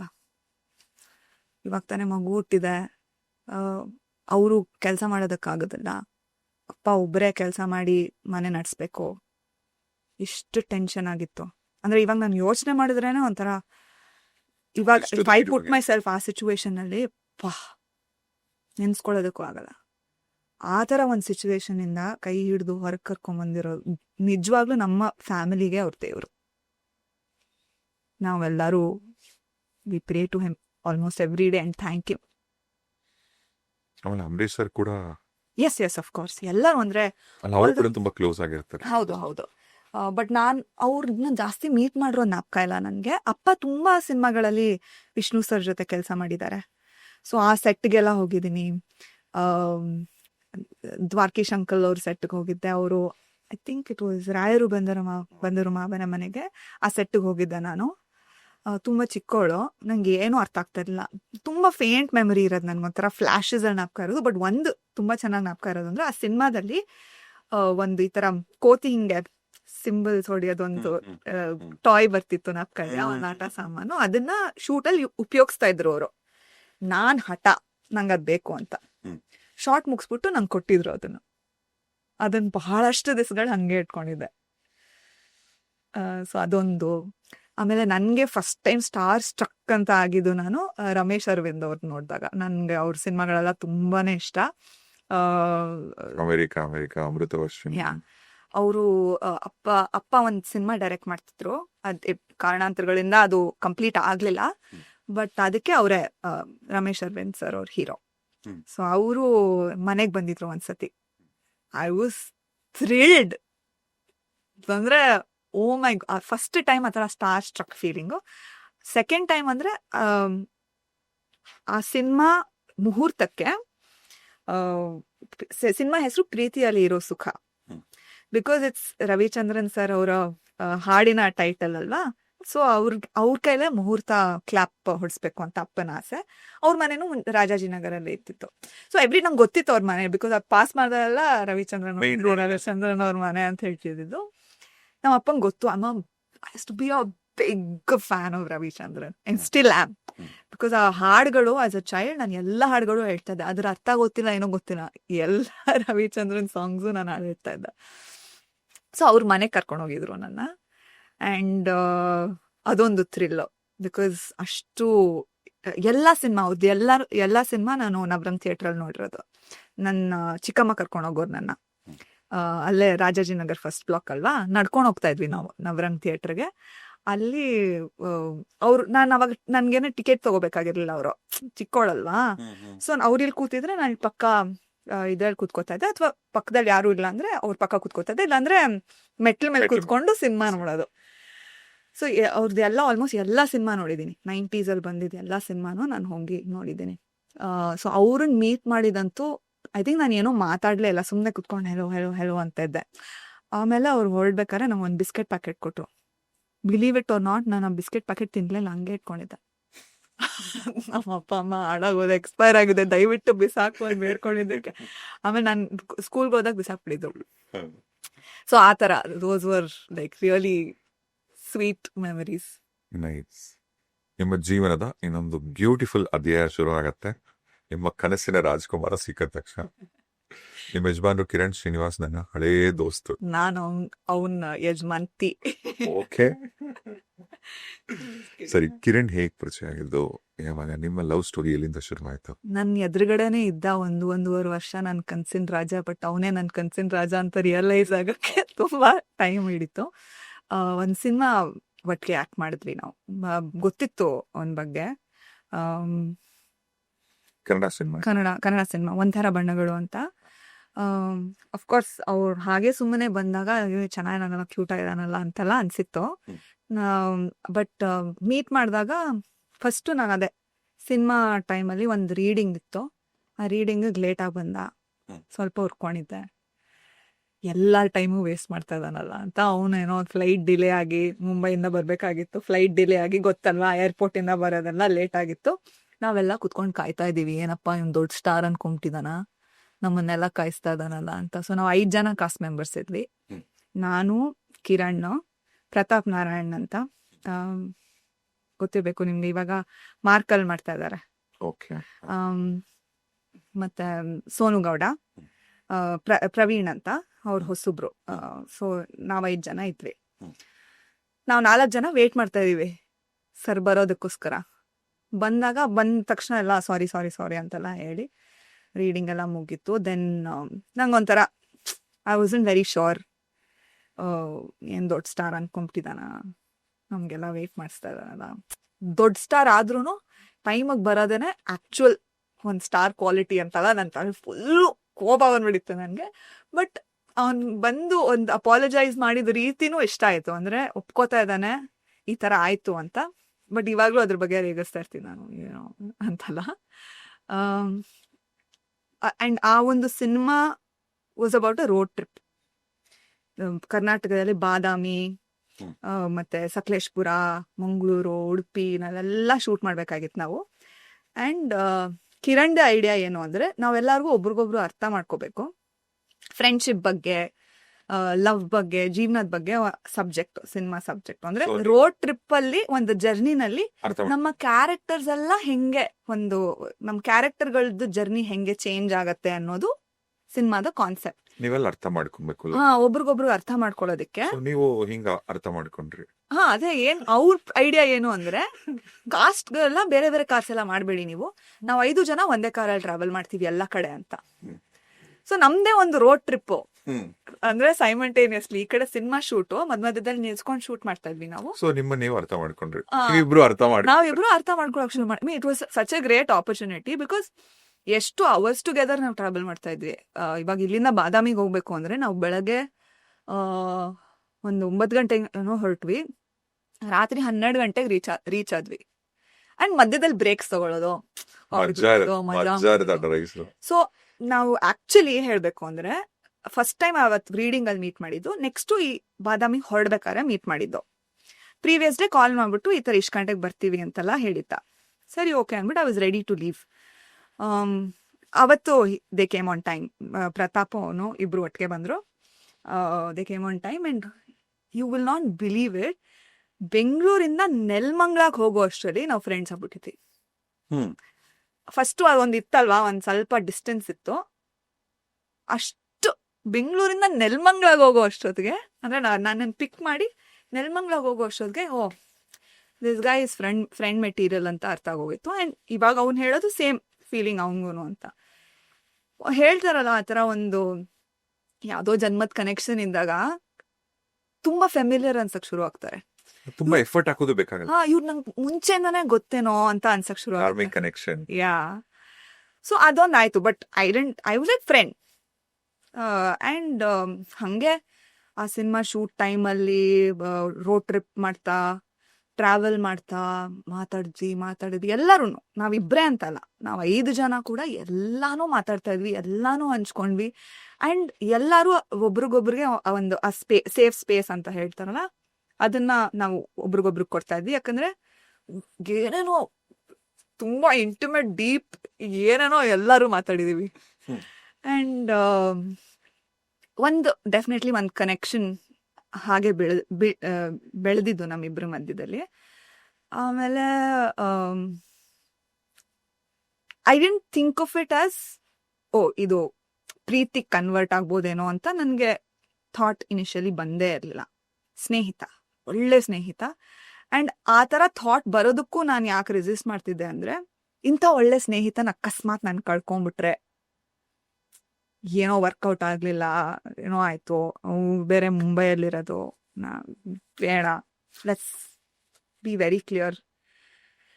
ಅದನ್ನ ನನ್ನ ಫ್ರೆಂಡ್ಸ್ ಎಲ್ಲ, ನಮ್ಮಿಬ್ರು ಒಂದು ಒಡನಾಟ ಅಂಡ್ ನಮ್ಮಿಬ್ರು ಕೆಮಿಸ್ಟ್ರಿ ನೋಡಿ ನನ್ನ ಫ್ರೆಂಡ್ಸ್ ಎಲ್ಲ ನನ್ಗೆ ಏನ್ ಮಾಡ್ತಾ ಇದ್ದೆ ನಿನ್ ಕಣ್ ಮುಂದೆನೆ ಇದ್ದಾನೆ, he is the right match for you, what are you doing ಅಂತ ನನ್ಗೆ ಬೈಯೋರು.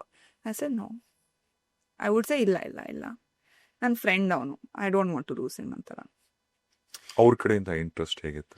ಅವನು ಹಿ ವಾಸ್ ಅಂದ್ರೆ ಫ್ರೆಂಡ್ ಆಗಿ ಹೇಗಿರ್ಬೇಕು ಹಾಗಿದ್ದ. ಯಾವತ್ತು ನನ್ಗೆ ನನ್ ಜೊತೆ ಫ್ಲರ್ಟ್ ಮಾಡೋದಾಗ್ಲಿ ಅಥವಾ ಅಫ್ಕೋರ್ಸ್ ನಾನು ಚೆನ್ನಾಗಿ ಕಾಣಿಸ್ತಿದ್ಯಾ ಅಂತ ಫ್ರೆಂಡ್ ಆಗಿ ಹೇಗೆ ಹೇಳ್ತಾರೋ ಆ ತರನೇ ಹೇಳ್ತಿದ್ದು. ಯಾವತ್ತೂ ನನ್ಗೆ ಒಂಥರ ಅನ್ಕಂಫರ್ಟಬಲ್ ಫೀಲ್ ಮಾಡೋದು. ಅವ್ರು 3 ಜನನು ಕೂಡ ಇವಾಗ್ಲೂ ನಾನು ಅವ್ರ 3 ಜನ ಹುಡುಗರು ನಮ್ಗೆ ತುಂಬಾ ಒಳ್ಳೆ friends, including Kiran. But they never made me feel uncomfortable ಅಥವಾ ನಂಗೆ ಲೈನ್ ಹೊಡಿತಾ ಇದಾರೆ ಆ ಥರ ಯಾವತ್ತೂ. ಇಟ್ ವಾಸ್ ವೆರಿ ಪ್ಯೂರ್ ಆ ಒಂದು ಗೆಳೆತನ. Because it was so pure, I'm like ನಾನು ಯಾಕೆ ಅದರಲ್ಲಿ ಕಲ್ಮಶನ ಆ್ಯಡ್ ಮಾಡಲಿ ಅನ್ನೋ ಒಂದು ಇದು ಬರಕ್ಕೆ ಶುರು ಆಯಿತು ನನಗೆ. ನನ್ನ ಫ್ರೆಂಡ್ಸ್ ಎಲ್ಲ ಹೇಳೋರೆಲ್ಲ I would be like no. And ಆವಾಗ ನಮ್ಮ ಅಪ್ಪ ಅಮ್ಮ ನನಗೆ ಮದುವೆ ಮಾಡ್ಸೋದಕ್ಕೆ ಹುಡುಗ ಎಲ್ಲ ಹುಡುಕ್ತಾ ಇದ್ರು. ಯಾರ್ಯಾರನ್ನೋ ಹೋಗಿ ಮೀಟ್ ಮಾಡ್ತಾ ಇದ್ದೆ. ಮ್ಯಾಟ್ರಿಮೋನಿಯಲ್ ಸೈಟ್ಸಲ್ಲೆಲ್ಲ ನನ್ನದು ಪ್ರೊಫೈಲ್ಸ್ ಇತ್ತು. ಸೊ ಶೂಟ್ ಮುಗಿದ ಮೇಲೂ ಬೆಂಗಳೂರಿಗೆ ಬಂದಾಗೆಲ್ಲ ನಾವು ಮೀಟ್ ಮಾಡ್ತಾ ಇದ್ವಿ. ಅಂದರೆ as a group we would meet, not just Kiran and I. ಅವಾಗ ಎಲ್ಲ ಹೇಳ್ಕೊತಾ ಇದ್ದಾನೆ, ಈ ಥರ ಹಿಂಗ ಪ್ರೆಷರ್ ಆಗ್ತಾ ಇದ್ದಾರೆ ಮನೆಯಲ್ಲಿ ಮದುವೆ ಆಗೋದಕ್ಕೆ. ಗಾಡ್, ಇವ್ರನ್ನ ಯಾರೋ ಮೀಟ್ ಮಾಡಿದೆ, ಅರೇಂಜ್ ಮ್ಯಾರೇಜ್ ಹೆಂಗ್ ಮಾಡೋದು ಗುರು, ಯಾರೂ ಇರಲಿಲ್ಲ ಅವಾಗ. ಅಂದರೆ ಒಂದು ಪ್ರಾಸ್ಪೆಕ್ಟ್ ಅಂತ ಯಾರೂ ಇರಲಿಲ್ಲ. ಸೊ ನಮ್ಮ ಅಪ್ಪ ಅಮ್ಮ ಯಾರು ಇಲ್ಲ, ಕೇಳಿದ್ರು ನನ್ನ, ಯಾರು ಇದ್ರೆ ಹೇಳು, ಅವ್ರಿಗೆ ಮದುವೆ ಮಾಡಿಸ್ಕೊಡ್ತೀವಿ ಅಂತ. ನನಗೆ ಯಾರೂ ಇಲ್ಲ, ಏನು ಮಾಡಲಿ ನಾನು. ಸೊ ಈ ಥರ ಅರೇಂಜ್ ಮ್ಯಾರೇಜ್ ವೇ ಹೋಗೋಣ ಅಂದ್ಬಿಟ್ಟು, ಸೊ ಎವ್ರಿ ಟೈಮ್ ಬಂದಾಗೆಲ್ಲ ಈ ಥರ ಕತೆಗಳೆಲ್ಲ ಹೇಳ್ಕೊತಾ ಇದ್ದೆ ನಾನು. ಈ ಥರ ಆಯಿತು, ಆ ಥರ ಆಯಿತು, ಅವ್ರು ಈ ಥರ ಕೇಳಿದ್ರು ಪ್ರಶ್ನೆ ನನಗೆ, ನಾನು ಈ ಥರ ಉತ್ತರ ಕೊಟ್ಟೆ, ಏನೇನೋ. ಆ್ಯಂಡ್ ಯಾವುದೂ ವರ್ಕೌಟ್ ಆಗ್ತಿರಲ್ಲ ಅಂತ. ಅವ್ನು ಯಾವಾಗಲೂ ಹೇಳೋನು, ಯಾಕೆ ನೀನು ತಲೆ ಕೆಡ್ಸ್ಕೊತಾ ಇದೀಯಾ, ಇವರ ಕ್ಯಾಚ್ ಅಂತ ಹೇಳೋನು ಯಾವಾಗಲೂ. ನಿನ್ನಂತ ಹುಡುಗಿ ಪಡ್ಕೋಬೇಕು ಅಂದರೆ ಅದೃಷ್ಟ ಮಾಡಿರ್ಬೇಕು ಹುಡುಗ. ಹಿಂಗೆ ಅಂದರೆ ಒಂದು ಲಿಸ್ಟ್ ಹೇಳೋನು, ಅಂದರೆ ಸೌಂದರ್ಯ ಇದೆ, ಇದಿದೆ, ಒಳ್ಳೆ ಅಪ್ಪ ಅಮ್ಮ ಇದ್ದಾರೆ, ಒಳ್ಳೆ ಟ್ಯಾಲೆಂಟ್ ಇದೆ, ಎಲ್ಲನೂ. ನೀನು ಯಾಕೆ? ಸೊ ಅವಾಗ ಅಟ್ ಒನ್ ಪಾಯಿಂಟ್ ಅವನಿಗೆ ಅರ್ಥ ಏನಾಗಿದ್ದು ಅಂದರೆ ಸೆಲ್ಫ್ ಡೌಟ್ ಅನ್ನೋದು ಹುಟ್ಕೊಳತ್ತೆ ಈ ಥರ. ನನ್ಗೆ ಯಾರು ಪ್ರಾಸ್ಪೆಕ್ಟೇ ಇಲ್ವಾ, ಅಂದರೆ ಇವ್ರನ್ನ ನಾನು ಮದುವೆ ಆಗ್ಬೋದು ಅಥವಾ ಇವ್ರ ಜೊತೆ ನನ್ನ ಲೈಫ್ ಕಳಿಬೋದು ಅನ್ನೋ ಒಬ್ರು ವ್ಯಕ್ತಿ ಇಲ್ಲ ಅಂದರೆ ನನ್ನಲ್ಲೇ ಏನೋ ಕೊರತೆ ಇದೆಯಾ ಅನ್ನೋ ಒಂದು ಪ್ರಶ್ನೆ ಆ ಟೈಮಲ್ಲಿ ನನಗೆ ಬರೋಕ್ಕೆ ಶುರು ಆಗೋಗಿತ್ತು. ಆ್ಯಂಡ್ ಅವ್ನು ಯಾವಾಗಲೂ ಅದನ್ನು ಒಂಥರ ಅವ್ನ ಮಾತುಗಳಿಂದ ನನಗೆ he would make me feel better. ಏನಕ್ಕೆ ತಲೆ ಕೆಡ್ಸ್ಕೊತಿದೆ, ನಿನ್ನಲ್ಲಿ ಏನೂ ತಪ್ಪಿಲ್ಲ, is nothing wrong with you, time ಕೂಡ ಬಂದಾಗ ಆಗತ್ತೆ ಎಲ್ಲಾನು ಅಂತಾನೆ ಹೇಳ್ತಾರನು. ಆ್ಯಂಡ್ ಹಿಂಗೆ ನನ್ನ ಬರ್ತ್ಡೇಗಾಗಲಿ 2017 ಬರ್ತ್ಡೇಗೂ ಹಿ ವಾಸ್ ಇನ್ ಬ್ಯಾಂಗ್ಳೂರ್. ನನ್ನ ಬರ್ತ್ಡೇ ಪಾರ್ಟಿಗೆ ಹಿ ಹ್ಯಾಡ್ ಕಮ್. 2018 ಬರ್ತ್ಡೇ ಪಾರ್ಟಿಗೆ ಫಸ್ಟು ಬರ್ತೀನಿ ಅಂತ ಹೇಳಿದ. ಅವನಿಗೆ ನಾನು ಈ ವಾಸ್ ಟ್ರಾವೆಲಿಂಗ್, ಎಲ್ಲೋ ದುಬೈಗೋ ಎಲ್ಲೋ ಹೋಗಿದಾಗ ನಂಗೇನೋ ತೊಗೊಂಬರಕ್ಕೆ ಹೇಳಿದ್ದೆ. ಅಂದ್ರೆ ಅವನೇ ಕೇಳಿದ್ದು, ಯಾರು ಬೇಕಾ ದುಬೈಯಿಂದ ಅಂತ. ಐಡ್ ಗಿವನ್ ಈ ಥರದ್ದು ನಾನು ತೊಗೊಂಬ ಅಂತ. ನನ್ನ ಬರ್ತ್ಡೇ ಟೈಮ್ಗೆ ನೀನು ನಂಗೆ ತಂದ್ಕೊಡ್ಬೇಕಿದ್ದಾನ ಅಂತ ಹೇಳಿದ್ದೆ. ಸರಿ ಓಕೆ ಅಂತ ಹೇಳಿದ್ದ. ಅದೇ ಟೈಮ್ಗೆ ದಿಗಂತು ಮತ್ತು ಆ್ಯನ್ ಮದುವೆ ಇತ್ತು. ಸೊ ಒಂದು ದಿವಸ ಫೋನ್ ಮಾಡಿ, ಇಲ್ಲ ಅದಕ್ಕೂ ಬರೋಕ್ಕಾಗ್ತಾಯಿಲ್ಲ ನನಗೆ, ನಿನ್ನ ಬರ್ತ್ಡೇಗೂ ಬರೋಕ್ಕಾಗ್ತಾಯಿಲ್ಲ, ನೆಕ್ಸ್ಟ್ ಟೈಮ್ ಬಂದಾಗ ಕೊಡ್ತೀನಿ. I said no, I don't care, ನಂಗೆ ನೀನು ಬರಲಾದ್ರೆ ಪರವಾಗಿಲ್ಲ, ನನ್ಗೆ ಗಿಫ್ಟ್ ಬೇಕು ಅಂತ. And somehow we made it. ದಿಗಂತೂ ಕೋಪ ಮಾಡ್ಕೊಂಡಿದ್ದ, ಯಾಕೆ ನಮ್ಮ ಮದುವೆಗೆ ಬರ್ತಾಯಿಲ್ಲ. ಬಿಕಾಸ್ ಆ್ಯಕ್ಚುಯಲ್ ಮದುವೆ ಸೆರೆಮನಿಗೆ ಇರಲಿಲ್ಲ ಅವನು. ಐ ಥಿಂಕ್ ರಿಸೆಪ್ಷನ್ನು ಕಾಕ್ಟೇಲ್ಗೂ ಬಂದಿದ್ದು. ಅಲ್ಲಿ ನಂದಿ ಹಿಲ್ಸಿ ಬಂದಿರಲಿಲ್ಲ. ಇಲ್ಲಿ JWನಲ್ಲೋ ರಿಟ್ಸ್ ಕಾರ್ಲ್ಟನ್ನಲ್ಲೋ ಆಯ್ತಲ್ಲ ಅವ್ರದ್ದು, I think cocktail party or something. ಅದಕ್ಕೆ he had come down and same day ನನ್ನ ಬರ್ತ್ಡೇ. ಸೊ ಅವನು ಆ ಪಾರ್ಟಿ ಮುಗಿಸ್ಕೊಂಡು ಆಮೇಲೆ ಬರ್ತೀನಿ ಅಂತ. ಸೊ ನನ್ನ ಒಂದು ದೊಡ್ಡ ಗ್ಯಾಂಗ್ ಆಫ್ ಫ್ರೆಂಡ್ಸ್ ಎಲ್ಲರೂ ಒಂದು ಕಡೆ ಪಾರ್ಟಿ ಮಾಡಿ, then we went to an after party ಥರ ಒಂದು ಸರ್ವಿಸ್ ಅಪಾರ್ಟ್ಮೆಂಟ್ ಹೈರ್ ಮಾಡಿದ್ದೆ. ನನ್ನ ಬರ್ತ್ಡೇ ಎಲ್ಲ ಮುಗಿದ್ಮೇಲೆ 12 ಗಂಟೆ 1 ಗಂಟೆಗೆ ಬಂದ. ಸೊ ಅವತ್ತಿನ ದಿವಸ ಅದು ಏನಾಯ್ತೋ ಗೊತ್ತಿಲ್ಲ, ಎಲ್ಲರೂ ಮಾತಾಡ್ತಾ ಇದ್ವಿ. ಸಡನ್ನಾಗಿ ನಾನು ಅವನು ಇಬ್ಬರೇ ಮಾತಾಡೋಕೆ ಶುರು ಮಾಡಿದ್ವಿ. ನಾವಿಬ್ರು ಮಾತಾಡೋದು ನೋಡಿ ಒಬ್ರೊಬ್ರೇ ಹೊರಗಡೆ ಹೋಗಕ್ಕೆ ಶುರು ಮಾಡಿದ್ರು. ಏನೋ ಮಾತಾಡ್ತಾ ಇದ್ದಾರೆ ಇವರು ಅಂತ.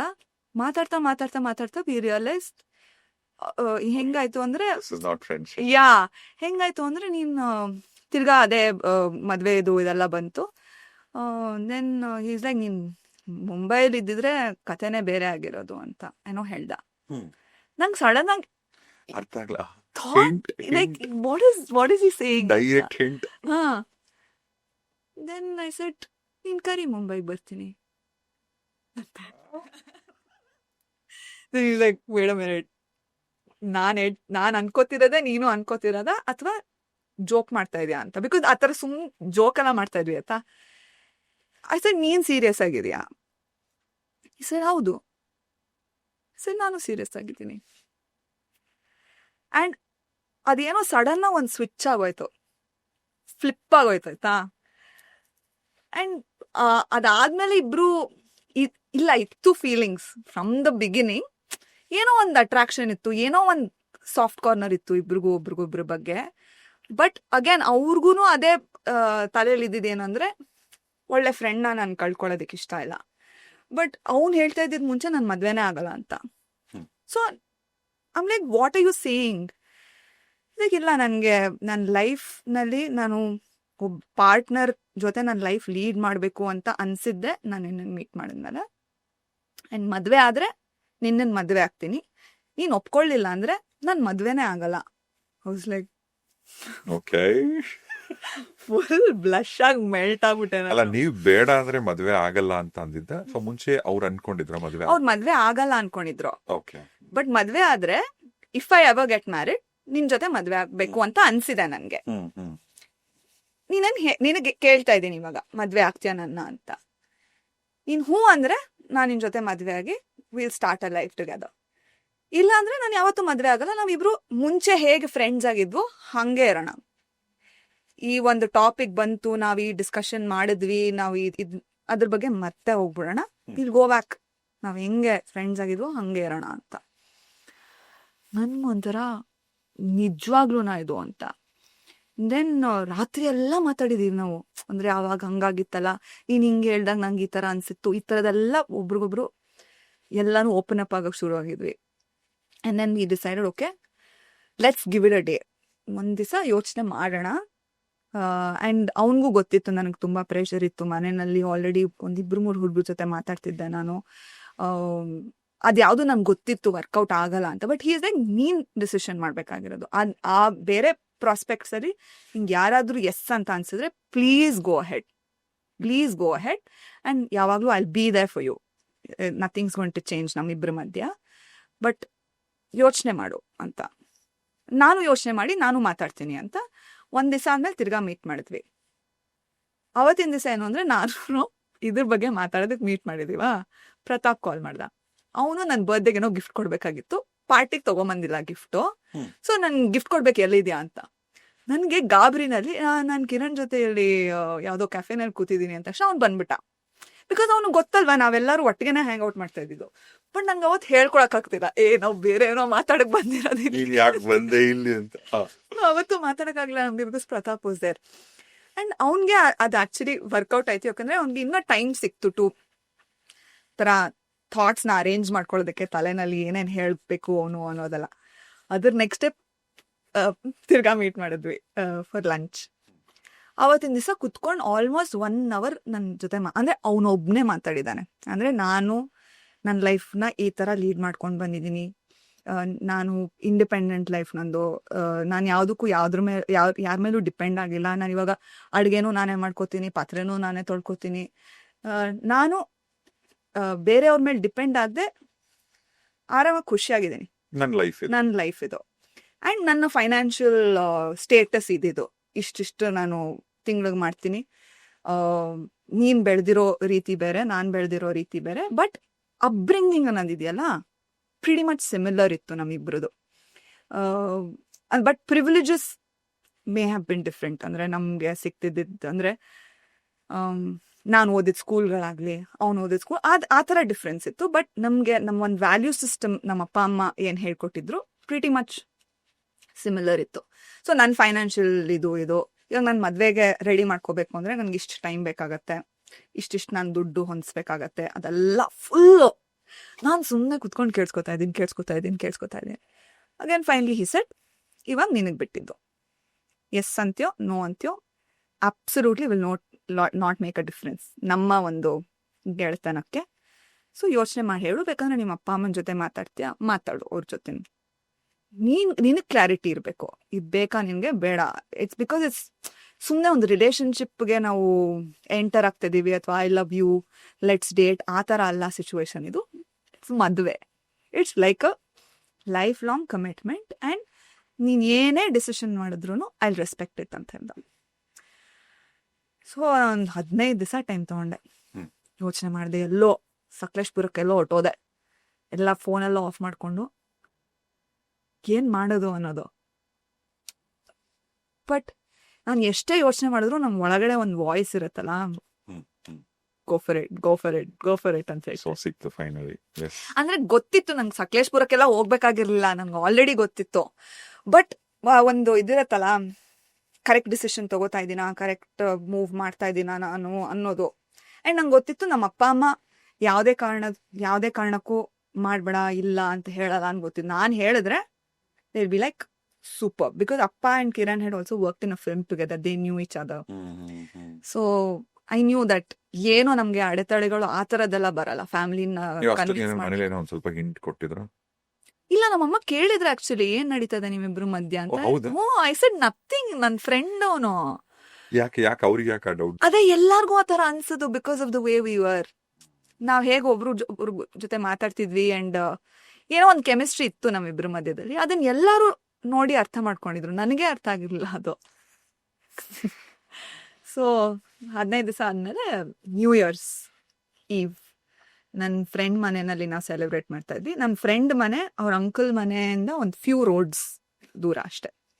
ನ್ಯೂ ಇಯರ್ಸ್ ಮುಗಿಸ್ಕೊಂಡು ಅಲ್ಲಿ ಅವ್ನ ಕಸಿನ್ಸ್ ಜೊತೆ ಎಲ್ಲ ಇದ್ದ, ಮುಗಿಸ್ಕೊಂಡು he came here and then I said okay ಮಾಡೋಣ ಮತ್ತೆ. ಅವಾಗಲೇ ನೀವು ದಿಗಂತ ಆಧಾರಿತ ಮದುವೆ ಅಂದಾಗ ನಂಗೆ ಒಂದಿನ ನಿಮ್ಮ ಯಜಮಾನರು ನನಗೆ ಕಿರಣ್ ನನಗೆ ಚಾನ್ಸಿ ಪೆವಿಲಿಯನ್ಗೆ ಹಾಗೆ ಸುಮ್ಮನೆ ಆಡಿಯೋ ರಿಲೀಸ್ ಮಾಡಿತ್ತು. ನನಗೆ ಅವಾಗ್ಲಿಂದ ಪರಿಚಯ. ಆಮೇಲೆ ಅವಾಗ ರೇಡಿಯೋಲಿ ನಾನು ಚೌಚೋ ಬಾತ್ ಅಂತ ಒಂದು ಶೋ ಮಾಡ್ತಿದ್ದೆ ಬೆಳಗ್ಗೆ 11 ಗಂಟೆಗೆ.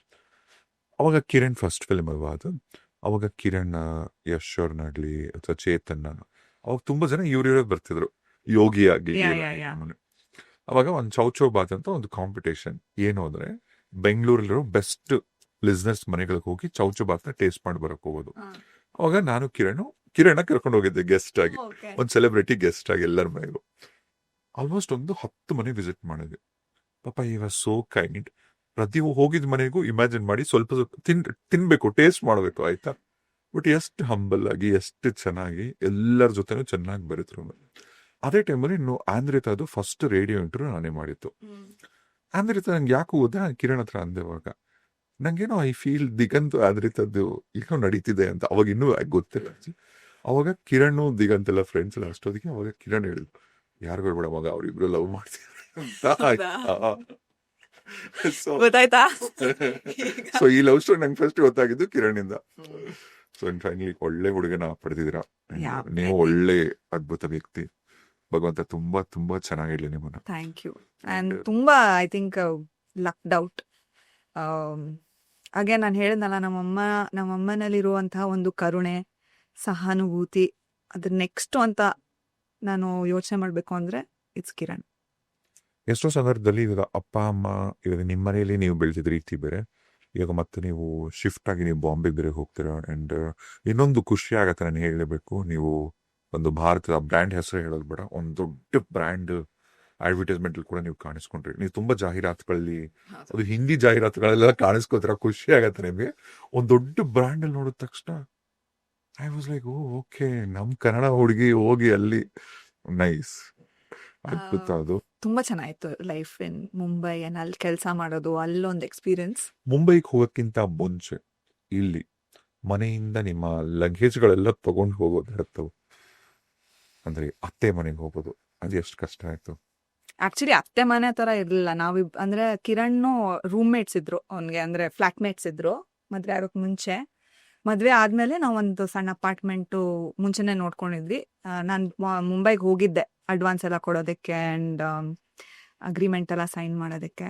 ಸೊ ನಮ್ಮಿಬ್ರದೇ ಮನೆ ಅದು, ಅತ್ತೆ ಮನೆ ಅಂತ ಇರ್ಲಿಲ್ಲ. ನಾನು ಅಲ್ಲ ಅಂದ್ರೆ ಗಂಡನ್ ಮನೆಗೆ ಗಂಡನ ಮನೆಗೆ ಹೋಗೋದು.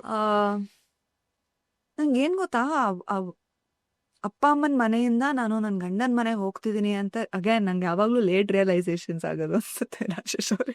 ಬಿಟ್ಬಿಟ್ಟೆ, ಬಿಕಾಸ್ ವೆರಿ ಎಕ್ಸೈಟೆಡ್, ಮುಂಬೈಗೆ ಹೋಗ್ತೀನಿ.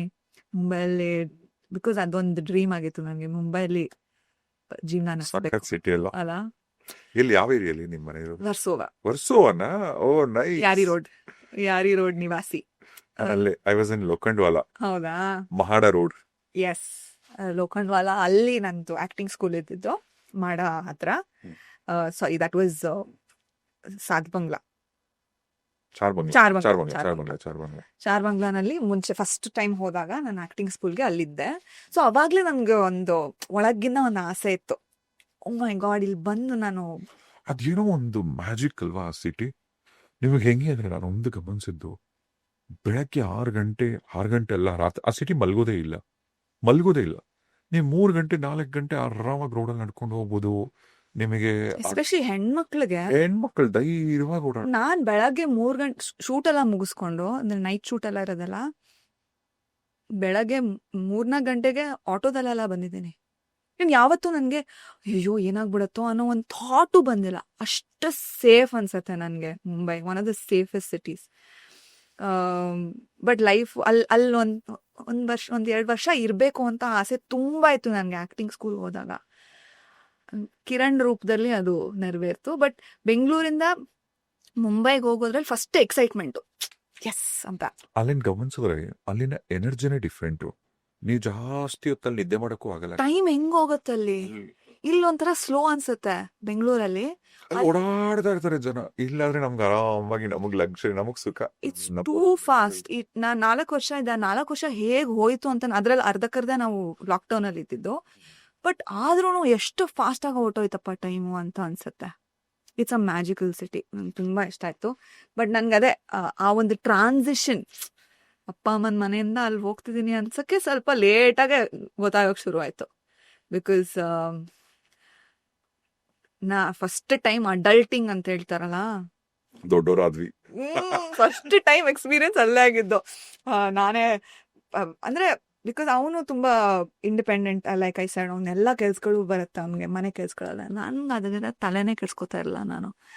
ನಾನು ಒಂದು ಕಾಫಿ ಮಾಡ್ಕೊಳ್ಳೋದಕ್ಕೆ ಕಿಚನ್ಗೆ ಹೋಗ್ತಿದ್ನೆ ಹೊರತು ಆಫ್ ಕುಕ್ಕಿಂಗ್ ಏನೂ ಗೊತ್ತಿರಲಿಲ್ಲ ನನಗೆ. ಅದೆಲ್ಲ ಕಲ್ತ್ಕೊಳಕ್ ಶುರು ಮಾಡಿ ಆ ತರ ಒಂದು ಸಡನ್ ಆಗಿ ಏನಪ್ಪಾ ದೊಡ್ಡೋಡಾಗ್ಬಿಟ್ಟು. ತುಂಬಾ ಎಕ್ಸ್ಪೆನ್ಸಿವ್ ಸಿಟಿ ಬೇರೆ ಅದು. ಆಮೇಲೆ ರೆಂಟ್ ಸೈಕಲ್ ಬಂದ್ಬಿಡೋದು, ಹಿಂಗೆ ಇವಾಗ ತಾನೇ ಕಟ್ಟಿದೀವಲ್ಲ ರೆಂಟ್ ಅನ್ನೋ ವರ್ಷ ನೆಕ್ಸ್ಟ್ ಸೈಕಲ್ ಬಂದ್ಬಿಡೋದು. ಸೊ ಆ ತರ ಒಂದು ಫೈನಾನ್ಷಿಯಲ್ ರೆಸ್ಪಾನ್ಸಿಬಿಲಿಟಿ, ಮತ್ತೆ ಮನೆ ಹೆಂಗ್ ನಡ್ಸೋದು, ಮನೆ ಬಜೆಟಿಂಗ್ ಹೆಂಗ್ ಮಾಡೋದು, ಯಾವ್ದಕ್ಕೆ ಎಲ್ಲಿ ಖರ್ಚು ಮಾಡ್ಬೇಕು, ಎಷ್ಟು ಖರ್ಚು ಮಾಡ್ಬೇಕು, ಇದೆಲ್ಲಾನು ನನ್ಗೆ ಮದ್ವೆ ಆದ್ಮೇಲೆ ಅರ್ಥ ಆಗೋಕ್ ಶುರು ಆಗಿದೆ. So that was a major transition for me. ಇತ್ತೀಚಿನ ದಿನಗಳಲ್ಲಿ ನೋಡ್ತಿರ್ಬೋದು, ಮದುವೆ ಆಗಿ ಎಷ್ಟು ವರ್ಷ ಆಗಿದೆ ಹೆಂಗಿದ್ರೆ ಅನ್ನಕ್ಕಿಂತ ಇದು ಹೇಳಕ್ ಒಂಥರ ನಿಜವಾಗ್ಲೂ ದುರಂತ ಅನ್ಸುತ್ತೆ. ಓ ಇನ್ನೂ ಜೊತೆಲಿದ್ದೀರಾ ಅನ್ನಂಗ ಆಗ್ಬಿಟ್ಟಿದೆ ನಿಜವಾಗ್ಲು. ಈಗ ನೀವು ನೋಡ್ತಾ ಹೋದ್ರೆ ಈ ಡಿವೋರ್ಸ್ ಕೇಸ್ಗಳು, ಇವು ಮದುವೆ ಆಗಿರುತ್ತೆ ಒಂದು 6 ತಿಂಗಳು ವರ್ಷ ಕಳೆದಿರಲ್ಲ, we are not staying together ಅಂತ ಇನ್ಸ್ಟಾಗ್ರಾಮಲ್ಲಿ ಒಂದು ಸ್ಟೋರಿ ಹಾಕ್ಬಿಡ್ತಾರೆ, ಒಂದು ಪೋಸ್ಟ್ ಹಾಕ್ತಾರೆ. ಅಂಡ್ ವಿತ್ ರೆಸ್ಪೆಕ್ಟ್ ಅವ್ರ ಪ್ರೈವಸಿ, ಅಂದ್ರೆ ಪರ್ಸನಲ್ ವಿಚಾರ ಅದು. ನಿಮ್ ಪ್ರಕಾರ ಯಾಕೆ ಇತ್ತೀಚೆಗೆ ಮದುವೆಗಳು ಉಳಿಸ್ಕೊಳ್ಳೋದೇ ಕಷ್ಟ ಅಂತ ಅನಿಸ್ತದೆ? ಐ ಥಿಂಕ್ ನಂಗೆ ಬೇಸಿಕ್ ಯಾವುದೇ ರಿಲೇಶನ್ಶಿಪ್ ಆಗಲಿ, ಅದು ಒಂದು ಮದುವೆ ಆಗಿರಲಿ ಅಥವಾ ಫ್ರೆಂಡ್ಶಿಪ್ ಆಗಿರಲಿ, ತಂದೆ ತಾಯಿ ಜೊತೆ ರಿಲೇಶನ್ಶಿಪ್ ಆಗಲಿ, ಬೇಸಿಕ್ ಬೇಕಾಗಿರೋದು ರಾಜೇಶ್ ಅವರೇ ಗೌರವ, ರೆಸ್ಪೆಕ್ಟ್. ಒಬ್ರನ್ನೊಬ್ರು ರೆಸ್ಪೆಕ್ಟ್ ಮಾಡಿದ್ರೆ ಸಂಬಂಧ ಉಳ್ದೇ ಉಳಿಯತ್ತೆ. ಬೇಸಿಕ್ ಅದು, ಫೌಂಡೇಶನ್ ಅಂತಾರಲ್ಲ, ರೆಸ್ಪೆಕ್ಟ್. ಯಾಕಂದ್ರೆ ಒಬ್ರ ಮೇಲೆ ಒಬ್ರು ಚೀಟ್ ಮಾಡಿದ್ದಾರೆ ಅಂತ ಹೇಳ್ತಾರಲ್ಲ, ಯಾಕಾಗದದು? ರೆಸ್ಪೆಕ್ಟ್ ಇಲ್ಲ, ಆಯ್ತಾ? ಈ ಇಮೋಷನಲ್ ಅಬ್ಯೂಸ್, ಫಿಸಿಕಲ್ ಅಬ್ಯೂಸ್ ಯಾಕಾಗೋದು? ನನ್ನ ಪಾರ್ಟ್ನರ್ನ ನಾನು ಆಸ್ ಅ ಹ್ಯೂಮನ್ ಬೀಯಿಂಗ್, ಮನುಷ್ಯಳಾಗಿ ಅಥವಾ ಮನುಷ್ಯನಾಗಿ ನಾನು ರೆಸ್ಪೆಕ್ಟ್ ಮಾಡ್ತಿಲ್ಲ. ಅದಕ್ಕೆ ನಾನು ಅವ್ರಿಗಿಂತ ಸುಪೀರಿಯರ್ ಅನ್ಕೊಳ್ಳೋದು, ಅಥವಾ ಈವನ್ ಲೈಕ್ ಆನೆಸ್ಟಿ ಅಂತ ಹೇಳ್ತೀವಲ್ಲ, ಒಂದು ರಿಲೇಶನ್ಶಿಪ್ ಅಲ್ಲಿ ಬರಬೇಕು ಅಂದ್ರೆ ಅದಕ್ಕೆ ಬೇಸಿಕ್ ಇಮೋಷನ್ ಇಸ್ ರೆಸ್ಪೆಕ್ಟ್. ಆ ರೆಸ್ಪೆಕ್ಟ್ ಇಲ್ಲ ಅಂದ್ರೆ ಯಾವುದೇ ಸಂಬಂಧ ಉಳಿಯಲ್ಲ ಅಂತ ನನಗನ್ಸುತ್ತೆ. ಅಂಡ್ ನಮ್ಮ ದೇಶದಲ್ಲಿ ಕೂಡ ಈಗ ಮುಂಬೈ, ಡೆಲ್ಲಿ, ಬಾಂಬೆ ತರ ಕೂಡ ಈ ಎಕ್ಸ್ಟರ್ನಲ್ ಮ್ಯಾರಿಟಲ್ ಅಫೇರ್ಸ್ ಇಟ್ಕೋತಾರೆ. ಅದರಲ್ಲೂ ಕೂಡ ಬ್ಯಾಂಗ್ಳೂರ್ ಕೂಡ ಒಂದು 2nd, 3rd ಪ್ಲೇಸ್ ಅಲ್ಲಿ ಏನೋ ಇದೆ, ಬಾಂಬೆ, ಡೆಲ್ಲಿ ಈ ಥರದ್ದೆಲ್ಲ. ಅಂಡ್ ಈ ಎಕ್ಸ್ಟರ್ನಲ್ ಮ್ಯಾರಿಟಲ್ ಅಫೇರ್ಗಳೆಲ್ಲ ಇಟ್ಕೋತಾರಲ್ಲ, ಒಂದು ಕಡೆ ಫಿಸಿಕಲ್ ನೀಡ್ಸ್ ಅನ್ನೋದಾದ್ರೆ ತುಂಬಾ ಜನ ಒಂದು ಎಮೋಷನಲ್ ಸಪೋರ್ಟ್ಗೋಸ್ಕರ ಇನ್ನೊಂದು ಸಂಬಂಧನ ಬಯಸ್ತಾರಂತೆ. ಇಲ್ಲಿ ತುಂಬಾ ಜನ ಇತ್ತೀಚಿನ ಎಸ್ಪೆಷಲಿ ಮದುವೆ ಆಗೋರು ವಿಚಾರದಲ್ಲಿ ಎಲ್ಲಿ ಯಾರ ಕಡೆಯಿಂದ ಏನ್ ಸಮಸ್ಯೆಗಳಾಗ್ತದೆ ಅಂದ್ರೆ? ನನ್ಗೇನ್ ಗೊತ್ತಾ, ನನ್ಗೆ ಮನೆಯಲ್ಲಿ ತುಂಬಾ ಒಳ್ಳೆ ಎಕ್ಸಾಂಪಲ್ಸ್ ಇದೆ ನನ್ಗೆ ಬೆಳೀತಾ. ಟಚ್ ವುಡ್ ಆ ಥರದ್ರಲ್ಲಿ ನಾನು ನಿಜವಾಗ್ಲೂ ಬ್ಲೆಸ್ಡ್ ಅಂತ ಹೇಳ್ತೀನಿ. ನಮ್ಮ ಅಪ್ಪ ಅಮ್ಮ ಅವರ ಮ್ಯಾರೇಜಲ್ಲಿ ಅವ್ರು ಹೇಗೆ ಒಬ್ರಿಗೊಬ್ರ ಜೊತೆ ಡೀಲ್ ಮಾಡೋರು, ಅವ್ರ ಮಧ್ಯ ಮನಸ್ತಾಪಗಳಾದಾಗ ಅದನ್ನ ಹೆಂಗೆ ಹರಿಸ್ಕೊಳ್ಳೋರು. ಅಷ್ಟೇ ಅಲ್ಲದೆ ನಾನು ಬೆಳೀತಿರ್ಬೇಕಾದ್ರೆ ನಮ್ಮ ತಾತ ಅಜ್ಜಿನೂ ನಮ್ಮ ಮನೆಗೆ ಬಂದಿದ್ರು. ಅಂದ್ರೆ ಅವ್ರು ಮೊದಲು ತುಂಬಾ ನಮ್ಮ ತಾತ ಬೇರೆ ಬೇರೆ ಕಡೆ ಕೆಲಸ ಮಾಡ್ತಾ ಇದ್ರು. ನಾನು ಬೆಳೆಯೋ ಟೈಮಲ್ಲಿ ನಮ್ಮ ಮನೆಗೆ ಬಂದು ಇರಕ್ ಶುರು ಮಾಡಿದ್ರು. ನಮ್ಮ ತಾತ ಅಜ್ಜಿ ವರ್ ಟುಗೆದರ್ ಫಾರ್ 51 years. ಸಾರ್ಥಕ ಜೀವನ. ಇವಾಗ ನಮ್ಮ ಅಪ್ಪ ಅಮ್ಮನಿಗೆ ಮದುವೆ ಆಗಿ 35 ವರ್ಷ ಆಗಿದೆ. ಸೊ ಈ ತರ ಎಕ್ಸಾಂಪಲ್ಸ್ ನೋಡಿ ಬೆಳೆದಾಗ ಒಂಥರ ಸಬ್ಕಾನ್ಷಿಯಸ್ಲಿ ಅರ್ಥ ಆಗೋಕ್ ಶುರು ಆಗುತ್ತೆ ಹೇಗೆ ನಾವು ಡೀಲ್ ಮಾಡಬೇಕು ಅನ್ನೋದು. ಅಗೇನ್ ನಮ್ಮ ಅಪ್ಪ ಅಮ್ಮ ನನಗೆ ಹೇಳ್ಕೊಟ್ಟಿರೋ ಅಥವಾ ಅವರು ಜೀವಿಸಿ ನಾನು ಕಲ್ತಿರೋ ಪಾಠಗಳಿದೆ. ಫಾರ್ ಎಕ್ಸಾಂಪಲ್ ಈಗೋ ಸೈಡ್ಗೆ ಹೇಳಿ ಸರಿ ಹೋಗುತ್ತೆ. ಒಬ್ರಿಗೊಬ್ರ ಜೊತೆ ಹಂಚ್ಕೊಳ್ಳಿ, ಮಾತಾಡೋದೇ ಇಲ್ಲ ಇವಾಗ. ಐ ಡೋಂಟ್ ಥಿಂಕ್ ಟೈಮ್, ಎಲ್ಲರೂ ಓಡ್ತಾ ಇದೀವಿ, ಎಲ್ಲರೂ ಒಂದು ಆಸ್ಪಿರೇಷನ್, ಒಂದು ಗೋಲ್ ಕೂಡ ಮಾತಾಡಲ್ಲ, ಫೋನ್ ನೋಡ್ಕೊಂಡಿರ್ತಾರೆ. ಅವಾಗ ಹೆಂಗೆ ಒಬ್ರಿಗೊಬ್ರು ಪರಸ್ಪರ ಏನಂತಾರೆ ಅರ್ಥ ಮಾಡ್ಕೊಳ್ಳೋದು, ಒಬ್ರಿಗೊಬ್ರು ನೋವುಗಳನ್ನ ಅಥವಾ ನಿನ್ನಿಂದ ಏನೋ ಒಂದು ಪ್ರಾಬ್ಲಮ್ ಆಗ್ತಾ ಇದೆ ಅದನ್ನ ಹೇಳ್ಕೊಳಕ್ಕೂ ಎಷ್ಟೊಂದು ಜನಕ್ಕೆ ದಾರಿ ಇರಲ್ಲ. ಬಿಕಾಸ್ ಆ ಓಪನ್ ಕಮ್ಯುನಿಕೇಶನ್ ಇರೋದೇ ಅಲ್ಲ ಇಬ್ರು ಮಧ್ಯೆ. ಮತ್ತೆ ಈಗೋ ಅಗೇನ್ ಇದೆಲ್ಲ ಅಗೇನ್ ನಾನು ಇದಕ್ಕೆಲ್ಲ ರೂಟ್ ನೋಡಿದ್ರೆ ನೀವು ರೆಸ್ಪೆಕ್ಟ್ ಎಲ್ಲಿ ಇಲ್ವೋ ಅವಾಗ ಈ ಥರದ್ದೆಲ್ಲ ಹುಟ್ಕೊಳತ್ತೆ. ಎಸ್, ಇವಾಗ ನಮ್ಗೆ ಜಾಸ್ತಿ ಎಕ್ಸ್ಪೋಜರ್ ಇದೆ, ಸೋಷಿಯಲ್ ಮೀಡಿಯಾ ಇದೆ, ಹಲವಾರು ಡೇಟಿಂಗ್ ಆ್ಯಪ್ಸ್ ಇದೆ. ಎಲ್ಲರಿಗೂ ಬರೀ ಗಂಡಸರಿಗೆ ಅಂತ ಹೇಳ್ತಲ್ಲ, ಹೆಣ್ಮಕ್ಳಿಗೂ ಆಪರ್ಚುನಿಟೀಸ್ ಜಾಸ್ತಿ ಇದೆ ಇವಾಗ external marriage, extra marital affair ಇಟ್ಕೊಳ್ಳೋದಕ್ಕೆ ಅಲ್ವಾ. ಬಟ್ ಆ ಕಡೆ ನೀವು ಯಾವಾಗ ದೃಷ್ಟಿ ಅಥವಾ ಆ ಕಡೆ ತಿರುಗಿ ಯಾವಾಗ ನೋಡ್ತೀರಾ ನೀವು, ನಿಮ್ಮ ಪಾರ್ಟ್ನರ್ ಮೇಲೆ ನಿಮಗೆ ರೆಸ್ಪೆಕ್ಟ್ ಇಲ್ದೇ ಇರ್ಬೇಕಾ ಅಲ್ವಾ. So I think base is respect. When there is respect, ನೀವು ಆ ಒಂದು ಹ್ಯೂಮನ್ ಬೀಯಿಂಗ್ನ ಯಾವುದೇ ರೀತಿ ನೋಯಿಸಲ್ಲ. ಆ್ಯಂಡ್ ನೋಯಿಸಿದ್ರೂ ಅದನ್ನು ತಿದ್ಕೊಂಡು ಬಿಹೇವಿಯರ್ ಚೇಂಜ್ ಆಗತ್ತಲ್ಲ. ಸಾರಿ ಹೇಳೋದಲ್ಲ, ನೀವು ಸಾರಿ ಹೇಳಿ ನೀವು ಮಾಡಿರೋ ತಪ್ಪನ್ನ ತಿದ್ಕೋಬೇಕು. ನೀವು ಮುಂದೆ ಮಾಡೋದು ಅದೇ ಥರ ಇರಬಾರ್ದು, ಬಿಹೇವಿಯರಲ್ಲಿ ಚೇಂಜ್ ಕಾಣಿಸ್ಬೇಕು. ಐ ಥಿಂಕ್ ಅದು ತುಂಬ ಇಂಪಾರ್ಟೆಂಟ್. ಆ್ಯಂಡ್ ಅಲ್ಲೇ ಎಡುತ್ತಾ ಇರೋದು ಅನ್ಸುತ್ತೆ ಜನ. ರೆಸ್ಪೆಕ್ಟ್, ಒಬ್ರನ್ನೊಬ್ರನ್ನ ನಿಜವಾಗ್ಲೂ ಫುಲ್ ಏನಂತಾರೆ ಹೃತ್ಪೂರ್ವಕವಾಗಿ ಎಲ್ಲಿ ಗೌರವ ಇರಲ್ಲ ಆ ರಿಲೇಶನ್ಶಿಪ್ ಉಳಿಯಲ್ಲ. ಈಗ ನಮ್ಮ ತಂದೆ ತಾಯಿಗಳು, ಅವ್ರ ತಂದೆ ತಾಯಿಗಳು, ಅಜ್ಜಿ ತಾತಂದ್ರು, ಈ ಜನರೇಷನ್ಸ್ ಎಲ್ಲ ಏನಿದೆಲ್ಲ, ಅವ್ರಿಬ್ಬರ ನಡುವೆಗಳೆಲ್ಲ ವ್ಯತ್ಯಾಸಗಳು ಇರ್ಲಿಲ್ಲ ಅಂತನೂ ಅಲ್ಲ. ಹೌದು, ಜಗಳಗಳಾಗ್ತಿತ್ತು, ಡಿಫ್ರೆನ್ಸಸ್ ಇರ್ತಿತ್ತು, ಅಥವಾ ತುಂಬಾ ಸರಿ ನೀನ್ ತಪ್ಪು ಮಾಡಿದ್ಯಾ ನಾನ್ ತಪ್ಪ, ಈ ತರದೆಲ್ಲ ಇರ್ತಿತ್ತು. ಎಷ್ಟಿದ್ರು ಕೂಡ ಎಲ್ಲದಕ್ಕಿಂತ ಹೆಚ್ಚಾಗಿ ಕ್ಷಮಿಸೋ ಗುಣ ಇರ್ತಿತ್ತು. ಇವಾಗ ಹಂಗಲ್ಲ. ಒಂದು ತಪ್ಪು ಮಾಡಿದ್ರೆ ಹೆಂಡತಿ ಅದನ್ನ ಗಂಡ ಸಾಯೋ ತನಕ ಹಿಂಸೆ ಕೊಡ್ತಾರೆ ಅನ್ನೋ ಭಯ ಅವಿಗೆ. ಇನ್ನ ಇವನೊಂದು ತಪ್ಪು ಮಾಡಿದ್ರೆ ಆ ಹುಡುಗಿನೂ ಕ್ಷಮಿಸಕ್ ಹೋಗಲ್ಲ. ಈ ಸಣ್ಣ ವಿಚಾರ ಎಷ್ಟು ದೊಡ್ಡದಾಗ್ತಿದೆ. ಬಟ್ ಇನ್ನೊಂದು ಪರ್ಸ್ಪೆಕ್ಟಿವ್ ಅಲ್ಲಿ ಯೋಚನೆ ಮಾಡಿದ್ರೆ ನನ್ಗನ್ಸೋದು, ಅವಾಗ ಎಸ್ಪೆಷಲಿ ಹೆಣ್ಮಕ್ಳಿಗೆ ಎಕ್ಸ್ಪೋಜರ್ ಇರಲಿಲ್ಲ, ವಿದ್ಯೆ ಇರಲಿಲ್ಲ, ಅಂದ್ರೆ ಇವಾಗಿರೋ ಅಷ್ಟು ಸ್ವಾತಂತ್ರ್ಯ ಇರಲಿಲ್ಲ, ಮತ್ತೆ ಒಂದು ವಾಯ್ಸ್ ಇರಲಿಲ್ಲ. ಇವಾಗ ಅದು ಬಂದಿದೆ. ಸೊ ಎಷ್ಟೊಂದು ಜನ ಮುಂಚೆ, ಇವಾಗ ಎಸ್ ಹೇಳ್ಬೋದು ನಾವು, ಎಷ್ಟೊಂದು ಜನ 50th ವೆಡ್ಡಿಂಗ್ ಆ್ಯನಿವರ್ಸರಿ ಸೆಲೆಬ್ರೇಟ್ ಮಾಡ್ಕೋತಿದ್ದಾರೆ ಅಂತ. ಬಟ್ ಎಷ್ಟೊಂದು ಜನ ಆ ಒಂದು ರಿಲೇಶನ್ಶಿಪ್ಪಲ್ಲಿ ಖುಷಿಯಾಗಿ ಇಲ್ದೇನೆ ಒಂದು ಮೈಲ್ ಸ್ಟೋನ್ನ ಸೆಲೆಬ್ರೇಟ್ ಮಾಡ್ಕೋತಾರೆ. ಸತ್ಯ ಅಲ್ವಾ. ಸೊ ಅಲ್ಟಿಮೇಟ್ಲಿ ಸಫರ್ ಮಾಡ್ಕೊಂಡೇ ನೀನು ಇರೋದು ಓಕೆನಾ, ಅಥವಾ ಇಲ್ಲಪ್ಪ ನನ್ನ ಕೈಲಿ ಆಗಲ್ಲ, ಐದು ಎಷ್ಟೊಂದು ಜನಕ್ಕೆ ಈ ತರ ಡೊಮೆಸ್ಟಿಕ್ ವೈಲೆನ್ಸ್, ಫಿಸಿಕಲ್ ಅಬ್ಯೂಸ್, ಈ ತರದೆಲ್ಲ ಆಗತ್ತೆ. ವಿಚಾರಗಳಲ್ಲಾದ್ರೆ ಮುಲ್ಲದಿಂದ ಬಂದ್ಬಿಡ್ಬೇಕು. ಹೌದು, ಅಂದ್ರೆ ಸಹಿಸ್ಕೋಬಾರ್ದಂಥದ್ದು. Because again it's a form of disrespect. ನಿಮ್ಮನ್ನು ಅವ್ರು ಗೌರವಿಸೋದೇ ಇಲ್ಲ ಅನ್ನೋದಕ್ಕೆ ಬಿಗ್ ರೆಡ್ ಫ್ಲಾಗ್ ಅದು. ಕರೆಕ್ಟ್. ಮುಂಚೆ ಎಲ್ಲ, ಇವಾಗ ಓಕೆ, ಮುಂಚೆ ಎಲ್ಲ ಒಂದ್ ಕಾಲದಲ್ಲಿ ಈಗ ಫಿಸಿಕಲ್ ಅಬ್ಯೂಸ್, ಈಗ ಗಂಡ ಕುಡಿದು ಬಂದು ಹೆಂಡತಿನ ಹೊಡಿತಾನೆ ಅಂದ್ರೆ ಹೊಡಿತಾನೆ, ರಾತ್ರಿ ಜಗಳ ಆಗತ್ತೆ, ಅದೆಲ್ಲ ನೆಕ್ಸ್ಟ್ ಡೇ ಅವನ್ನ ಬಿಟ್ಟು ಹೋಗ್ಬಿಡ್ತೀನಿ ಅಂತ ಆ ಹುಡುಗಿ, ಆ ಹೆಣ್ಮಗಳು ಧೈರ್ಯ ಮಾಡಲ್ಲ. ಯಾಕಂದ್ರೆ ಏನ್ ಮಾಡ್ತಾಳೆ ಲೈಫಲ್ಲಿ ಅವಳು, ಎಲ್ಲಿ ಹೋಗ್ತಾಳೆ? ಅಪ್ಪ ಅಮ್ಮ ಅಂತೂ ಅವಾಗ ಅಕ್ಸೆಪ್ಟ್ ಮಾಡ್ಕೊಳಲ್ಲ, ಗಂಡ ಬಿಟ್ಟು ಬಂದವಳು ಅಂತ ಒಂದು ಟ್ಯಾಗ್ ಬಂದ್ಬಿಡತ್ತೆ. ಮತ್ತೆ Correct. ಅವ್ರಿಗೆ ಅವ್ರೇ ಒಂದು ಸಮಾಧಾನ, ಕುಡಿದ್ ಬಂದ್ರೇನೋ ನನ್ ಗಂಡನೇ ಬಿಡು ಅಂತ. ಸೊ ಐ ಥಿಂಕ್ ಆ ಥರ ಸಿಚುವೇಶನ್ ಇಂದ ಬಹಳಷ್ಟು ಜನ ಇವಾಗ ಎಚ್ಚೆತ್ಕೊಂಡು, ಬಿಕಾಸ್ ಅವರ ಒಂದು ಇಂಡಿಪೆಂಡೆನ್ಸ್ ಇದೆ, ಹೆಣ್ಮಕ್ಳು ಇಂಡಿಪೆಂಡೆಂಟ್ ಆಗಿದ್ದಾರೆ, ಫೈನಾನ್ಷಿಯಲಿ ಆಗಲಿ ಇಮೋಷ್ನಲಿ ಆಗಲಿ, ನಾನು ನನ್ನ ಲೈಫ್ ನಡೆಸಬಲ್ಲೆ ಅನ್ನೋ ಒಂದು, ಅದು ಎಷ್ಟೊಂದು ಜನ ಇನ್ನೂ ಬಂದಿಲ್ಲ. I think that is very important, ತುಂಬಾ ಇಂಪಾರ್ಟೆಂಟ್ ಅದು.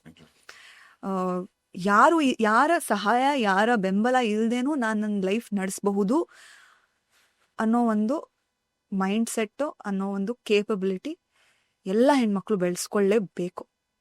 ಇವಾಗ ಡಿವೋರ್ಸ್ ಒಂದು, ರಾಜೇಶ್ ಅವರೇ, ಲೈಫ್ ಇಸ್ ಸೋ ಅನ್ಪ್ರಿಡಿಕ್ಟಬಲ್. ನಾಳೆ ಏನಾರ ಹೆಚ್ಚು ಕಡಿಮೆ ಆಗಿ ಏನೋ ಆದರೆ ಶುಡನ್ ಬಿ, ಹೆಣ್ಮಕ್ಳು ಆ ಥರ ತಬ್ಬಿಬ್ಬಾಗ್ಬಿಡ್ಬಾರ್ದು, ಏನಪ್ಪ ನನ್ನ ಲೈಫ್ ಹಿಂದೆ. ಎಸ್, ಅಫ್ಕೋರ್ಸ್ ಗ್ರೀಫ್ ಅನ್ನೋದಿರುತ್ತೆ, ಕಳ್ಕೊಂಡಿರೋ ಒಂದು ಪೇನ್ ಇರುತ್ತೆ, ಬಟ್ ತಮ್ಮ ಕಾಲ್ ಮೇಲೆ ತಾವು ನಿಂತ್ಕೊಂಡು ಜೀವನ ನಡೆಸ್ಬೋದು ಅನ್ನೋ ಒಂದು ಕಾನ್ಫಿಡೆನ್ಸ್ ಇರಬೇಕು. ಅದನ್ನ ಬೆಳೆಸ್ಕೊಳ್ಳೇಬೇಕು ಈಗಿನ ಕಾಲದಲ್ಲಿ ಹೆಣ್ಮಕ್ಳು. ಇನ್ನೂ ಒಂದ್ ಕಡೆ ಎಲ್ಲ ಅನ್ಸತ್ತೆ, ಈ ದುಂದು ವೆಚ್ಚದಲ್ಲಿ ಮದುವೆಗಳಾಗ್ತಾರೆ, ಗೊತ್ತಾ ನಿಮಗೆ? ಕೋಟಿಗಳು, ಲಕ್ಷಗಳು ಸುರಿತಾರಲ್ಲ ಆ 2 ದಿನದ ಆಡಂಬರಕ್ಕೆ. ಪಾಪ ಚೆನ್ನಾಗಿರ್ಲಿ, ಕೆಲವರು ಲಕ್ಷ ಕೋಟಿಗಳು ಖರ್ಚು ಮಾಡಿ 6 ತಿಂಗಳ, ವರ್ಷ ಕೂಡ ಸಂಸಾರ ಉಳಿಸ್ಕೊಳಕ್ಕಾಗಲ್ಲ. ಪಾಪ ತಂದೆ ತಾಯಿಗಳು ಕಷ್ಟಪಟ್ಟಿದ್ದ ದುಡ್ಡು, ಇನ್ನು ಕೆಲವರು ಬ್ಯಾಂಕ್ EMI ಲೋನ್ ಕೂಡ ತಗೊಂಡು ಮದ್ವೆಗಳಾಗಿ ಡಿವೋರ್ಸ್ ಆಗಿ ಇವಾಗ್ಲೂ ಸಾಲ ಕಟ್ತಿರೋರು ಕೂಡ ಇದ್ದಾರೆ. ನನ್ಗೂ ಅಷ್ಟೇ, ನಾನು ಮದ್ವೆ ಆದ್ಮೇಲೆ ನನಗಾಗಿದ್ದು one of the biggest realisations. Of course Kiran ಇದನ್ನ ಮುಂಚೆನೂ ಹೇಳ್ತಾನೆ ಇದ್ದ, ನನಗೆ ಜಾಸ್ತಿ ಖರ್ಚು ಮಾಡಿಸ್ಬೇಡ, ಜಾಸ್ತಿ ಖರ್ಚು ಮಾಡಬೇಡಿ ಅಂತ. ಬಟ್ ಅದು ಹೆಂಗಂದ್ರೆ, ನಾವು ನಮ್ಗೊಂಥರ ಕಂಡೀಷನಿಂಗ್ ಆಗ್ಬಿಟ್ಟಿದೆ ಹೆಣ್ಮಕ್ಳಿಗೆ. ನನ್ ಮದ್ವೆ ಹೀಗಿರ್ಬೇಕು, ನನ್ ಮದ್ವೆ ಆಗ್ಬೇಕು, ಧಾಮ್ ಧೂಮಾಗ್ ಆಗ್ಬೇಕು, ಈ ತರ ಆಗ್ಬೇಕು, ಆ ತರ ಆಗ್ಬೇಕು. ವೆಡ್ಡಿಂಗ್ ಮೇಲೆ ಕಾನ್ಸಂಟ್ರೇಟ್ ಮಾಡ್ತೀವಿ ಹೊತ್ತು ಮ್ಯಾರೇಜ್ ಮೇಲೆ ಕಾನ್ಸಂಟ್ರೇಟ್ ಮಾಡಲ್ಲ. ಸೋಷಿಯಲ್ ಮೀಡಿಯಾಗಳಲ್ಲಿ ಹೆಂಗ್ ಫೋಟೋಗಳು ಹಾಕ್ಬೇಕು ಅಂತ ನೋಡ್ತೀವಿ, ಬಟ್ ಅದ್ ಮುಗಿದ್ಮೇಲೆ ಅವಾಗ ಲೈಫ್ ಶುರು ಆಗೋದು ಆಕ್ಚುಲಿ, ಕರೆಕ್ಟ್ ಅಲ್ವಾ? ಅಂದ್ರೆ ಅದು ಏನಂತಾರೆ, ಹ್ಯಾಪಿ ಎಂಡಿಂಗ್ ನಂತರ ನಡೆಯೋದು ಲೈಫ್ ಶುರು ಆಗೋದು ಅಂತ ಹೇಳ್ತಾರಲ್ಲ, that is what it is. ನನ್ಗೆ ಇವಾಗ ಅನ್ಸತ್ತೆ, ನಾವ್ ಯಾಕೆ ಅಷ್ಟೊಂದೆಲ್ಲ ಖರ್ಚು ಮಾಡಿದ್ವಿ? ಸಿಂಪಲ್ ಆಗಿ ಯಾವುದೋ ಒಂದು, ನಮ್ಮ ಅಪ್ಪ ಅಮ್ಮಂಗೂ ಒಂದು ಆಸೆ ಇತ್ತು, ಈ ತರ ಮೊದಲನೇ ಮಗಳು ಮದ್ವೆ ಮಾಡಿಸ್ಬೇಕು ಅಂತೆಲ್ಲ. ಬಟ್ ಅದೇ ದುಡ್ಡಲ್ಲಿ ನಾವ್ ಏನೇನೋ ಮಾಡ್ಬೋದಾಗಿತ್ತಲ್ವಾ ಇವಾಗ ಅನ್ಸತ್ತೆ, ನಿಜ ಅನ್ಸತ್ತೆ. ನನ್ನ ತಂಗಿಗೂ ಅದೇ ಹೇಳ್ತಾ ಇರ್ತೀನಿ ನಾನು, you should think of how you gonna, ಆ ದುಡ್ಡನ್ನ ನೀನು ನಿನ್ನ ಲೈಫ್ ಕಟ್ಕೊಳ್ಳೋದಕ್ಕೆ ಹೇಗೆ ಯೂಸ್ ಮಾಡ್ತೀಯ ಯೋಚನೆ ಮಾಡು. ಇದು ಹಿಂಗಾಗೋಗದ್ ಮದ್ವೆ ಹಿಂಗ್. ನನ್ಗೆ ಇವಾಗ್ಲೂ ಅಷ್ಟೇ, ನನ್ ಮದ್ವೆಗೆ ಅಷ್ಟು ಜನ ಬಂದಿದ್ರು, ಎಲ್ಲ ಆಯ್ತಲ್ಲ, ಹಿಂಗಾಗೋಯ್ತು ಅನ್ಸ್ತು ನಂಗೆ. ಮುಗ್ದೇ ಹೋಯ್ತಾ ಆ ತರ ಅನ್ಸ್ತು. ದೊಡ್ಡವ್ರು ಅದಕ್ಕೆ ಒಂದು ಮಾತು ಹೇಳಿರಿ, ಎಷ್ಟೇ ಜೋರಾಗಿ ನೀವು ಮದ್ವೆ ಮಾಡಿದ್ರು, ತುಪ್ಪ ಕಮ್ಮಿ ಇತ್ತು, ತುಪ್ಪ ಜಾಸ್ತಿ ಆಯ್ತು, ಉಪ್ಪು ಕಮ್ಮಿ ಇತ್ತು, ಏನಾದ್ರೂ ಒಂದು ಹೆಸರಿಟ್ಟು ಹೋಗೇ ಹೋಗ್ತಾರೆ. ಮದ್ವೆನಲ್ಲಿ ಬಾಳೆ ಎಲೆ ಖಾಲಿ ಆಗೋಗಿತ್ತು. ಹೌದಾ? ಓ ಎಂತ, ಅದು ಅಲ್ವೋ ದೂರ ಲೊಕೇಶನ್ ಇದ್ದಿದ್ದು, ಪಂಚವಟಿ ಪೆವಿಲಿಯನ್. ಅಲ್ಲಿಂದ ಬಾಳೆ ಎಲೆ ತಗೋಬೇಕು ಅಂದ್ರೆ they have to come to Banashankari market. And ಆದ್ರೂ ಜನ ಕಾದಿದ್ದಾರೆ, ಬಿಕಾಸ್ ಎಲ್ಲರಿಗೂ ಗೊತ್ತು ಸಕ್ಕದಾಗಿರತ್ತೆ ಊಟ ಅಂತ. ಸೊ ಎಲ್ಲರೂ ಕಾದು ಊಟ ಮಾಡ್ಕೊಂಡು ಹೋಗಿದ್ದಾರೆ. ಸೊ ಇದು ಒಂದು ಬಾಳೆ ಎಲೆ ಕತೆ, ಒಂದು ಬಾಳೆ ಎಲೆ ಕತೆ. ಇದೇ ತರ ನಮ್ಮ ಅಪ್ಪ ಅಮ್ಮನ ಮದ್ವೆನಲ್ಲಿ ದಿನಸಿ ಎಲ್ಲ ಖಾಲಿ. ಬಿಕಾಸ್ ಇವಾಗ ಯಾರ ಸ್ಟಾರ್ಸ್ ಬಂದ್ರೆ, ವಿಷ್ಣು ಸರ್ ಬಂದ್ರು, ಶಿವಣ್ಣ ಬಂದ್ರು, ಅವ್ರ ಹಿಂದೆ ಯಾರ ಜನ ನೋಡಕ್ ಬರ್ತಾರಲ್ಲ, ಅವರೆಲ್ಲ ಒಂದು ಊಟ ಕುತ್ಕೊಂಡ್ತಾ ಇದ್ರಂತೆ. ಇನ್ನೇನು ಅನ್ನಕ್ಕಾಗಲ್ಲ ಅವಾಗ. ಸೊ ಅನ್ಕೊಂಡಿದ್ದಕ್ಕಿಂತ ಟ್ರಿಪಲ್ ಆರ್ 10 times ಜಾಸ್ತಿ ಜನ ಬಂದಿರೋದು. ನನ್ ಮದ್ವೆನಲ್ಲಿ ಆತರ ಆಗತ್ತೆ ಅನ್ಕೊಂಡಿರ್ಲಿಲ್ಲ, ಬಟ್ ಆಯ್ತು. ಸೊ ಈಗ ಸರಿ, ನಿಮ್ ಯಜಮಾನ್ ಹೇಳಿಯಾರೆ ದುಡ್ಡೆಲ್ಲ ಜಾಸ್ತಿ ಖರ್ಚು ಮಾಡ್ಬೇಡಮ್ಮ, ಪ್ಲಾನಿಂಗ್ ಮಾಡು ಅಂತ. ಓಕೆ, ಈಗ ನೀವು ಫಿನಾನ್ಷಿಯಲ್ ಪ್ಲಾನಿಂಗ್ ಅಂದ್ರೆ ಏನ್ ನಿಮ್ದು? ನನಗೆ ನನ್ನ ಲೈಫ್ ನಡ್ಸೋದಕ್ಕೆ ಕಂಫರ್ಟಬಲ್ ಆಗಿ, ಖುಷಿಯಾಗಿ ಅಷ್ಟನ್ನ ನಾನು ಇಟ್ಕೋತೀನಿ. ಮಿಕ್ಕಿದನ್ನ ನಾನು ಇನ್ವೆಸ್ಟ್ ಮಾಡ್ತೀನಿ. ಅದು ರೀಸೆಂಟ್ ಅಂದ್ರೆ ಒಂದು 3-4 ವರ್ಷದಿಂದ ಶುರು ಮಾಡಿರೋದು. ಅಂಡ್ ಸ್ಲೋಲಿ ಸ್ಟಾಕ್ ಮಾರ್ಕೆಟ್ ಬಗ್ಗೆ ಮತ್ತೊಂದು ಸ್ವಲ್ಪ ಗೋಲ್ಡ್ ಇನ್ವೆಸ್ಟ್ಮೆಂಟು, ಒಂದು ಪ್ಲಾಟ್ ತೊಗೊಂಡಿದ್ದೀವಿ, ಈ ಥರ ಚಿಕ್ಕ ಚಿಕ್ಕದಾಗಿ ಶುರು ಮಾಡಿದ್ದೀವಿ. ನೀವೇ ಎಲ್ಲ ಮಾಡಿದ್ರೆ ಅಥವಾ ಒಂದು ಫೈನಾನ್ಷಿಯಲ್ ಅಡ್ವೈಸರ್ ಹೆಲ್ಪ್ ತಗೊಂಡಿದ್ರ? ಕಿರಣ್ ಫ್ರೆಂಡ್ ಒಬ್ಬ ಸುಜಿತ್ ಅಂತಿದ್ದಾನೆ, I don't know if you heard of him from ದಿಗಂತನ್ ಕಿರಣ್. ಅವನ ಜೊತೆ ಮಾತಾಡ್ತಾನೆ ಕಿರಣ್. ನಾನು ನಮ್ಗೊಬ್ಬ CA ಇದ್ದಾರೆ, ಅವರು ಹೆಲ್ಪ್ ಮಾಡ್ತಾರೆ. ಸೊ ಈಗ ನಿಮ್ ಕಡೆಯಿಂದ ಒಂದು 5 ಟಿಪ್ ಹೇಳಿ, ಹಣನ ಹೇಗೆ ಉಳಿಸ್ಬೇಕು ಅಂತ. I think I believe in law of attraction, ಆಯ್ತಾ? ಯಾವತ್ತೂ ಕಡಿಮೆ ಇದೆ ಅಥವಾ ಇಲ್ವೇ ಇಲ್ಲ ಅಂತ ಅನ್ಕೋಬಾರ್ದು. ದುಡ್ಡಿರೋದೇ ಖರ್ಚು ಮಾಡೋದಕ್ಕೆ. ಅದನ್ನ ಹೇಗೆ ಖರ್ಚು ಮಾಡ್ತೀರಾ ಅದು ನಿಮಗೆ ಬಿಟ್ಟಿದ್ದು. ಖರ್ಚು ಮಾಡಿ ಇಟ್ಸ್ ಅಬ್ಸಲ್ಯೂಟ್ಲಿ ಓಕೆ, ಬಟ್ ಆ ದುಡ್ಡನ್ನ ಮಲ್ಟಿಪ್ಲೈ ಮಾಡೋದನ್ನ ನೋಡಬೇಕು. I think that is the main tip I will say. ನನ್ಗೆ ಅಷ್ಟೊಂದೆಲ್ಲ ಫೈನಾನ್ಷಿಯಲ್ ನಾಲೆಜ್ ಇಲ್ಲ 5 ಟಿಪ್ ಹೇಳೋದಕ್ಕೆ, ಇದೊಂದೇ ಹೇಳ್ತೀನಿ. The more you feel like ನಿಂತ ಜಾಸ್ತಿ ಇದೆ ಅನ್ಕೊಂಡಷ್ಟು ಅದು ಜಾಸ್ತಿ ಆಗ್ತಾ ಇರತ್ತೆ. ನಿಮ್ಮ ಜೀವನದಲ್ಲಿ ಹಣ, ಲಕ್ಷ್ಮಿ ಏನು ನಿಮ್ಮ ಪ್ರಕಾರ? ನಮ್ಮ ಜೀವನ ಮಾಡೋದಕ್ಕೆ, ನಮ್ಮ ಲೈಫ್ ಕಂಫರ್ಟಬಲ್ ಆಗಿರೋದಕ್ಕೆ ಒಂದು ಟೂಲ್ ಅಷ್ಟೆ. ಬೇಕಲ್ವಾ, ದುಡ್ಡು ಬೇಕೇ ಬೇಕು. ಇವಾಗ ಏನು ಒಂದು ಸಣ್ಣ ಕೆಮ್ಮು ಬರಲಿ, ಅದು ಬೇರೆ ಏನೋ ಆಗೋಗುತ್ತಾ ಅಂತ ಡಾಕ್ಟರ್ ಹತ್ರ ಹೋಗೋದಕ್ಕೆ ದುಡ್ಡು ಕೊಡಬೇಕು. ಎಲ್ಲದಕ್ಕೂ ದುಡ್ಡು ಬೇಕೇ ಬೇಕು. So it's a very very necessary thing. So ಅತಿಯಾದಂತ ಆಸೆ ಇಲ್ಲ, ಅತಿಯಾದ ಆಸೆ ಇಲ್ಲ, ಅಂದ್ರೆ ದುರಾಸೆ ಅಂತೂ ಇಲ್ಲ. ಬಟ್ ನಾನು ಎಷ್ಟಿದೆಯೋ ಅಷ್ಟರಲ್ಲಿ ಖುಷಿಯಾಗಿರಕ್ಕೆ ಬರುತ್ತೆ. ಸೊ ಅದಕ್ಕೆ ಒಂಥರ ದೇವ್ರು ಕರುಣಿಸ್ತಾ ಇರ್ತಾನೆ ನನಗೆ. ಯಾವತ್ತೂ ತಲೆ ಮೇಲೆ ಕೈ ಹಿಡ್ಕೊಂಡಪ್ಪ ಏನಪ್ಪ ಮಾಡೋದು ಅನ್ನೋ ಪರಿಸ್ಥಿತಿ ಟಚ್ ಇನ್ನೂ ಬಂದಿಲ್ಲ.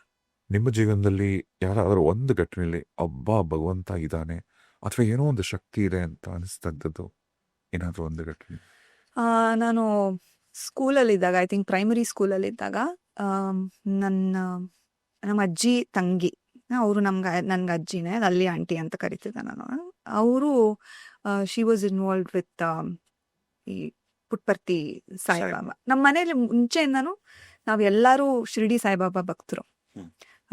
ಚಿಕ್ಕವಳಾಗಿದ್ದಾಗಿಂದ ಶಿರ್ಡಿಗೆ ಹೋಗಿ ಬಂದು ಎಲ್ಲ ತುಂಬಾ ನಡೀತಾ ಇರತ್ತೆ. ಪ್ರತಿ ಗುರುವಾರ ನಮ್ಮ ಅಪ್ಪ ಅಮ್ಮ ಟೈಮ್ ಸಿಕ್ತಾಗೆಲ್ಲ ನನ್ನ ಮಲ್ಲೇಶ್ವರಂ ಅಲ್ಲಿ ಸಾಯಿಬಾಬಾ ಬಂದಿದ್ದಾರೆ, ಅಲ್ಲಿ ಕರ್ಕೊಂಡು ಹೋಗೋರು. ಇವಾಗ ಇಲ್ಲಿ JP ನಗರ್ಗೆ ಬಂದ್ಮೇಲೆ we bin going to mini forest ಅಲ್ಲಿ ಇದೆಯಲ್ಲ, ದಟ್ಸ್ ಮೈ ಫೇವ್ರೆಟ್, ನನ್ನ ಮೋಸ್ಟ್ ಫೇವ್ರೆಟ್ ಜಾಗ ಅದು.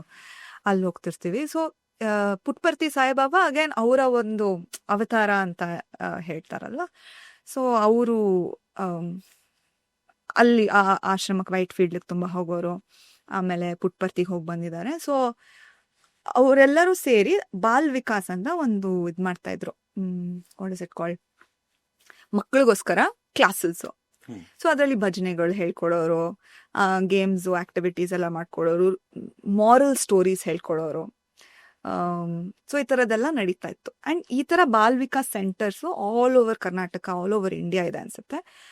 ಒಂದ್ಸತಿ ಪುಟ್ಪರ್ತಿ ಸಾಯಿಬಾಬಾ ಅವರ ತಾಯಿ ಅವರ ಬರ್ತ್ಡೇಗೆ ಒಂದು ದೊಡ್ಡದಾಗಿ ಒಂದು ಪ್ರೋಗ್ರಾಮ್ ಮಾಡ್ತಾರೆ. ಆ ಪ್ರೋಗ್ರಾಮ್ಗೆ ಒಂದು ಮ್ಯೂಸಿಕಲ್ ನಾಟಕ ಮಾಡಿಸ್ಬೇಕು ಅಂತ ಬಂದಿತ್ತು ಪ್ರಪೋಸಲ್ಲು.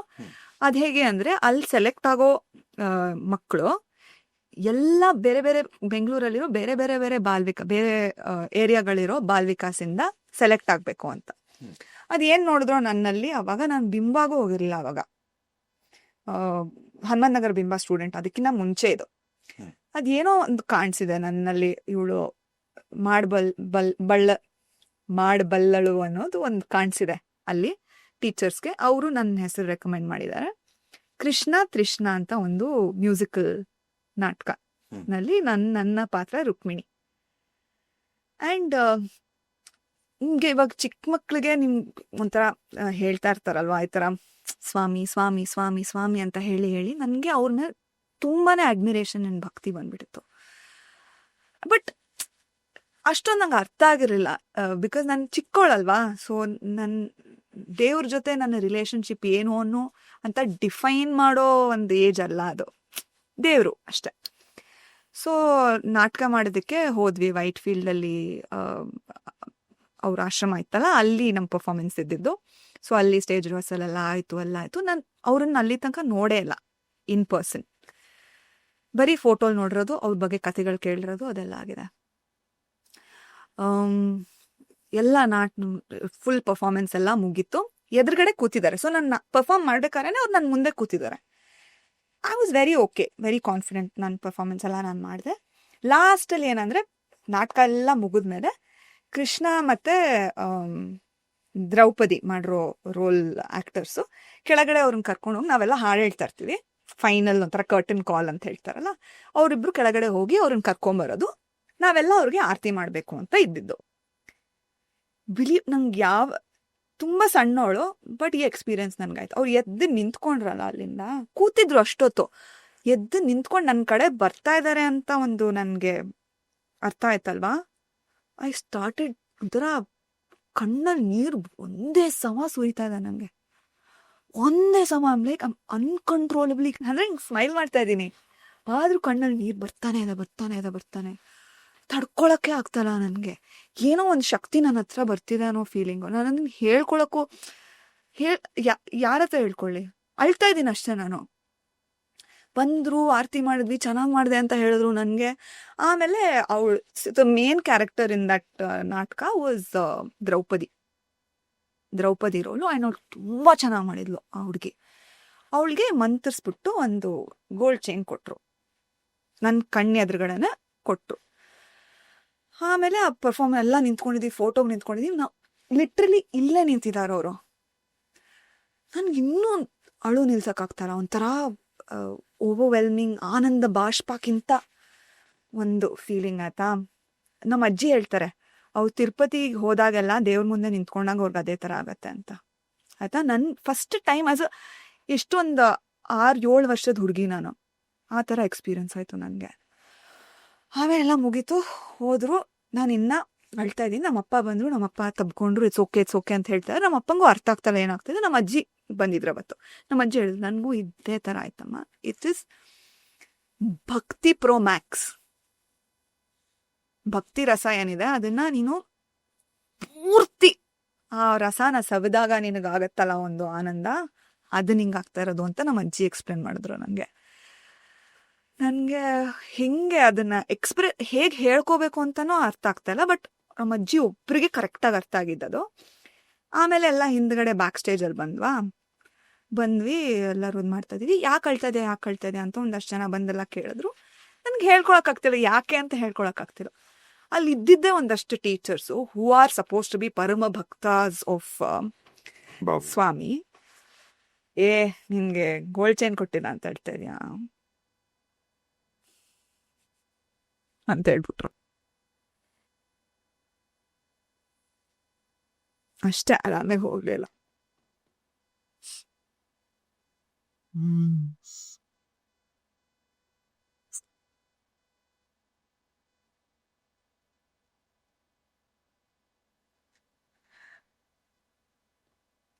ಒಂದು 6-7 ವರ್ಷದ ಮಗುಗೆ ಗೋಲ್ಡ್ ಚೈನ್ ಇಂಪಾರ್ಟೆಂಟಾ?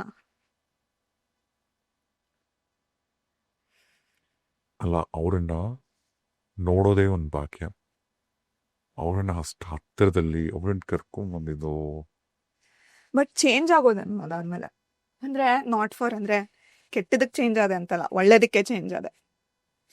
ನಿಮಗದು ಅವ್ರ ಮಾತಿನ ಅರ್ಥ ಆಯ್ತಾ ನಿಮಗದು? ಇಟ್ ವಾಸ್ ಲೈಕ್ ಅವಳಿಗೆ ಸಿಕ್ತು ನಿನಗೆ ಸಿಕ್ಲಿಲ್ಲ ಅಂತ ಅನ್ನೋ ಥರ. So funny now that I think about it. But ಹೆಂಗ್ ಚೇಂಜ್ ಆದೆ ನಾನು ಅಂದ್ರೆ, ಮೈ ರಿಲೇಶನ್ಶಿಪ್ ವಿತ್ ಗಾಡ್ ತುಂಬಾ ಪರ್ಸ್ನಲ್ ಆಗೋಯ್ತು. It's only me and him, me and ಹರ್ ಅಷ್ಟೇ. ಯಾರ ಮುಂದೆ ಹೇಳೋ ಅವಶ್ಯಕತೆ ಇಲ್ಲ. ನಾನು ಯಾವ ಥರನೂ ತೋರ್ಕೆ ಐ ಡೋಂಟ್ ಬಿಲೀವ್ ಅಂತ ಕುತ್ಕೊಂಡು ಏನೋ ಗಂಟೆಗಟ್ಟಲೆ ಪೂಜೆ ಮಾಡು, ಏನೂ ಇಲ್ಲ. ನಾನು ಸ್ತೋತ್ರಗಳು ಹೇಳ್ಕೊತೀನಿ, ಪೂರ್ತಿ ವಿಷ್ಣು ಸಹಸ್ರನಾಮ ಬರುತ್ತೆ ನನಗೆ, ಪೂರ್ತಿ ಹನುಮಾನ್ ಚಾಲೀಸ ಬರುತ್ತೆ ನನಗೆ ನಾನೇ ಹೇಳ್ಕೊತೀನಿ. ಯಾರ ಮುಂದೇನೂ ಅದೊಂಥರ it's become very very very internal ಇವಾಗ. That's the change that happened. And ಅಷ್ಟು ಚಿಕ್ಕ ವಯಸ್ಸಲ್ಲಿ ಅದೊಂದು ಹಾರ್ಟ್ ಬ್ರೇಕ್ ಆಗೋದಿದೆಯಲ್ಲ, ಅದಾದ್ಮೇಲೆ ನಾನು ಹೋಗಲೇ ಇಲ್ಲ ಅಲ್ಲಿ ವಾಪಸ್ಸು. ಬಟ್ ಭಕ್ತಿ ಇದೆ, ರೆಸ್ಪೆಕ್ಟ್ ಇದೆ. ಅದು ಒಂಥರ ಚೆನ್ನಾಗಿರುತ್ತೆ ಪರ್ಸನಲ್ 1-to-1 ಅಷ್ಟೇ. ಜೊತೆ. ನಾನು ಏನ್ ಮಾತಾಡಿದ್ರು ಅವ್ನು ಕೇಳಿಸ್ಕೊತಿದ್ದಾನೆ ಅಂತ ಗೊತ್ತು ನನಗೆ. ಫಸ್ಟ್ ಬಾಯಿಂದ ಬರೋದೆ ಬಾಬಾ ಅಂತ ಬರುತ್ತೆ.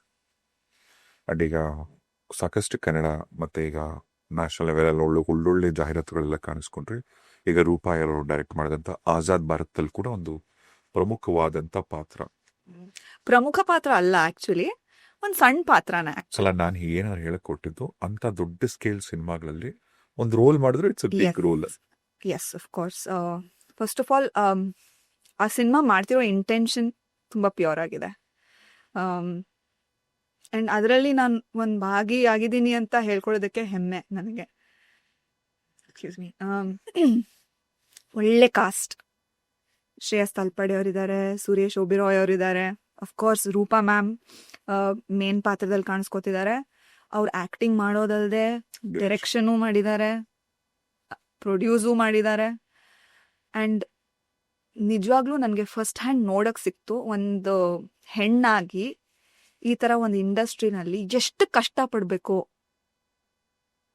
ಅನ್ನೋದು ನನಗೆ ಲೈವ್ ನೋಡೋಕೆ ಸಿಕ್ತು. ನಾವು ಅನ್ಕೋತೀವಿ ಏನು ಈಸಿಯಾಗಿ ಪಿಕ್ಚರ್ ಮಾಡ್ಬಿಡ್ಬೋದು ಅಂತ. ಫಸ್ಟ್ ಆಫ್ ಆಲ್ ಗಂಡಸರು ಕಷ್ಟಪಡ್ತಾರೆ, ಅದಕ್ಕಿಂತ ಡಬಲ್ ಹೆಣ್ಮಕ್ಳು ಕಷ್ಟಪಡಬೇಕು. ಯಾಕಂದ್ರೆ ಮನೆ ಫ್ಯಾಮಿಲಿ ನೋಡಬೇಕು, ಹೊರಗಡೆ ಬಂದು nobody takes you seriously. Rajesh ಅವರೇ, ನೀವು ಎಷ್ಟೊಂದು ನಾನೇ ಅಬ್ಸರ್ವ್ ಮಾಡಿದ್ದೀನಿ. ಎಷ್ಟೊಂದು ಸತಿ ಡೈರೆಕ್ಟ್ ಆಗಿ ಹೆಣ್ಮಕ್ಳ ಜೊತೆ ಹಿಂಗೆ ಮಾತಾಡೋದೇ ಇಲ್ಲ ಗಂಡಸರು. ಈ ಕಡೆ ನೋಡ್ಕೊಂಡು ಬೇರೆ ಯಾರಿಗೂ ಹೇಳ್ತಾ ಇರ್ತಾರೆ, ಐ ಕಾಂಟ್ಯಾಕ್ಟೇ ಮಾಡಲ್ಲ. ಆಲ್ಸೋ ಒಬ್ರು ಹೆಣ್ಣು ಅಥವಾ ಲೇಡಿ ಡೈರೆಕ್ಟರ್ ಇಂದ ಇನ್ಸ್ಟ್ರಕ್ಷನ್ಸ್ ತಗೊಳ್ಳೋದಕ್ಕೆ ಈಗೋ ಅಡ್ಡ ಬಂದ್ಬಿಡತ್ತೆ. ಅವ್ರ ಹತ್ರ ನಾನು ಹಿಂಗೆ ಹೇಳಿಸ್ಕೊಳ್ಳಿ. ಅದು ಬರೀ ಸಿನಿಮಾ ಅಂತಲ್ಲ, ಎಲ್ಲ ಕಡೆ. ಎಸ್ ಎಸ್, ಫಾರ್ ಶೋರ್ ಎಲ್ಲ ಕಡೆ ಅದ ನಡೆಯುತ್ತೆ. ಬಟ್ ನನಗೆ ಸಿನಿಮಾದಲ್ಲಿ ಅದನ್ನ ನಾನು ನೋಡಿದೆ. But hats off to her, she is pulled it off. ಅಂದ್ರೆ ಅಷ್ಟು ದೊಡ್ಡ ಸ್ಕೇಲ್ನಲ್ಲಿ ಆ ಥರ ಫೇಮಸ್ ಇರೋ ಆಕ್ಟರ್ಸ್ನ ಅವ್ರು ಕಾಸ್ಟ್ ಮಾಡಿ ಎಲ್ಲಾರನ್ನೂ ಒಂಥರ ಕಪ್ಪೆಗಳನ್ನ ತಕ್ಕಡಿಗೆ ಹಾಕ್ದಂಗೆ ಅಂತ ಹೇಳ್ತಾರಲ್ಲ, ಆ ಥರ ಅವ್ರು ಪಟ್ಟಿರೋ ಸಾಹಸನ ನಾನು ಕಣ್ಣಾರೆ ನೋಡಿದ್ದೀನಿ. ಆ್ಯಂಡ್ ಈ ಸಿನಿಮಾ ಯಾವುದೋ ಒಂದು ರೀತಿ ಗೆಲ್ಲತ್ತೆ ಅನ್ನೋ ಒಂದು ನಂಬಿಕೆ ಇದೆ ನನಗೆ. ಡೆಫಿನೆಟ್ಲಿ ಗೆಲ್ಲಿ, ಖಂಡಿತ ಒಳ್ಳೇದಾಗಲಿ ರೂಪಾ ಅವರಿಗೂ ಅಷ್ಟೇ. ಆ್ಯಂಡ್ ನಿಮಗೆ ಥ್ಯಾಂಕ್ ಯು ಸೋ ಮಚ್. ಇಷ್ಟೊತ್ತು ಜಾಸ್ತಿ ಮಾತಾಡಿದ್ವಿ ಪಾಡ್ಕಾಸ್ಟಲ್ಲಿ. ನಾನು ಯಾವ ಪಾಡ್ಕಾಸ್ಟಲ್ಲೂ ಕಣ್ಣ ನೀರೇ ಹಾಕೊಂಡಿಲ್ಲ, ಇದೆ first time. But I think ಇದ್ರ ಬಗ್ಗೆ ನಾನು ಎಲ್ಲೂ ಮಾತಾಡಿರಲಿಲ್ಲ ರಾಜೇಶ್ ಅವರೇ. But I am glad I got to speak about it. ತುಂಬ ಖುಷಿ ಆಯಿತು ನಿಮ್ಮೊಟ್ಟಿಗೆ ಮಾತಾಡಿ. ಇಲ್ಲಿ ತನಕ ನಿಮ್ಮ ಜರ್ನಿ ಕೇಳಿ, ಇನ್ನು ನಿಮ್ಮ ಸಾಕಷ್ಟು ಪ್ರಯತ್ನಗಳು ಮುಂದೊಂದು ದಿನ ಯು ನೆವರ್ ನೋ, ನೀವು ಒಂದು ಡೈರೆಕ್ಟರ್ ಆಗ್ಬೋದು. ಡೆಫಿನೆಟ್ಲಿ ಆಸೆ ಇದೆ ನನಗೆ. ಇವಾಗ ಆಲ್ರೆಡಿ ಶುರು ಮಾಡಿದ್ದೀನಿ. ಆಕ್ಟ್ರು, ಪ್ರೊಡ್ಯೂಸರು, ಡೈರೆಕ್ಟರ್ ಬೇಗನೆ ಆಗಲಿ ಅಂತ ಹೇಳ್ತಾ thank you so much. Thank you for having me.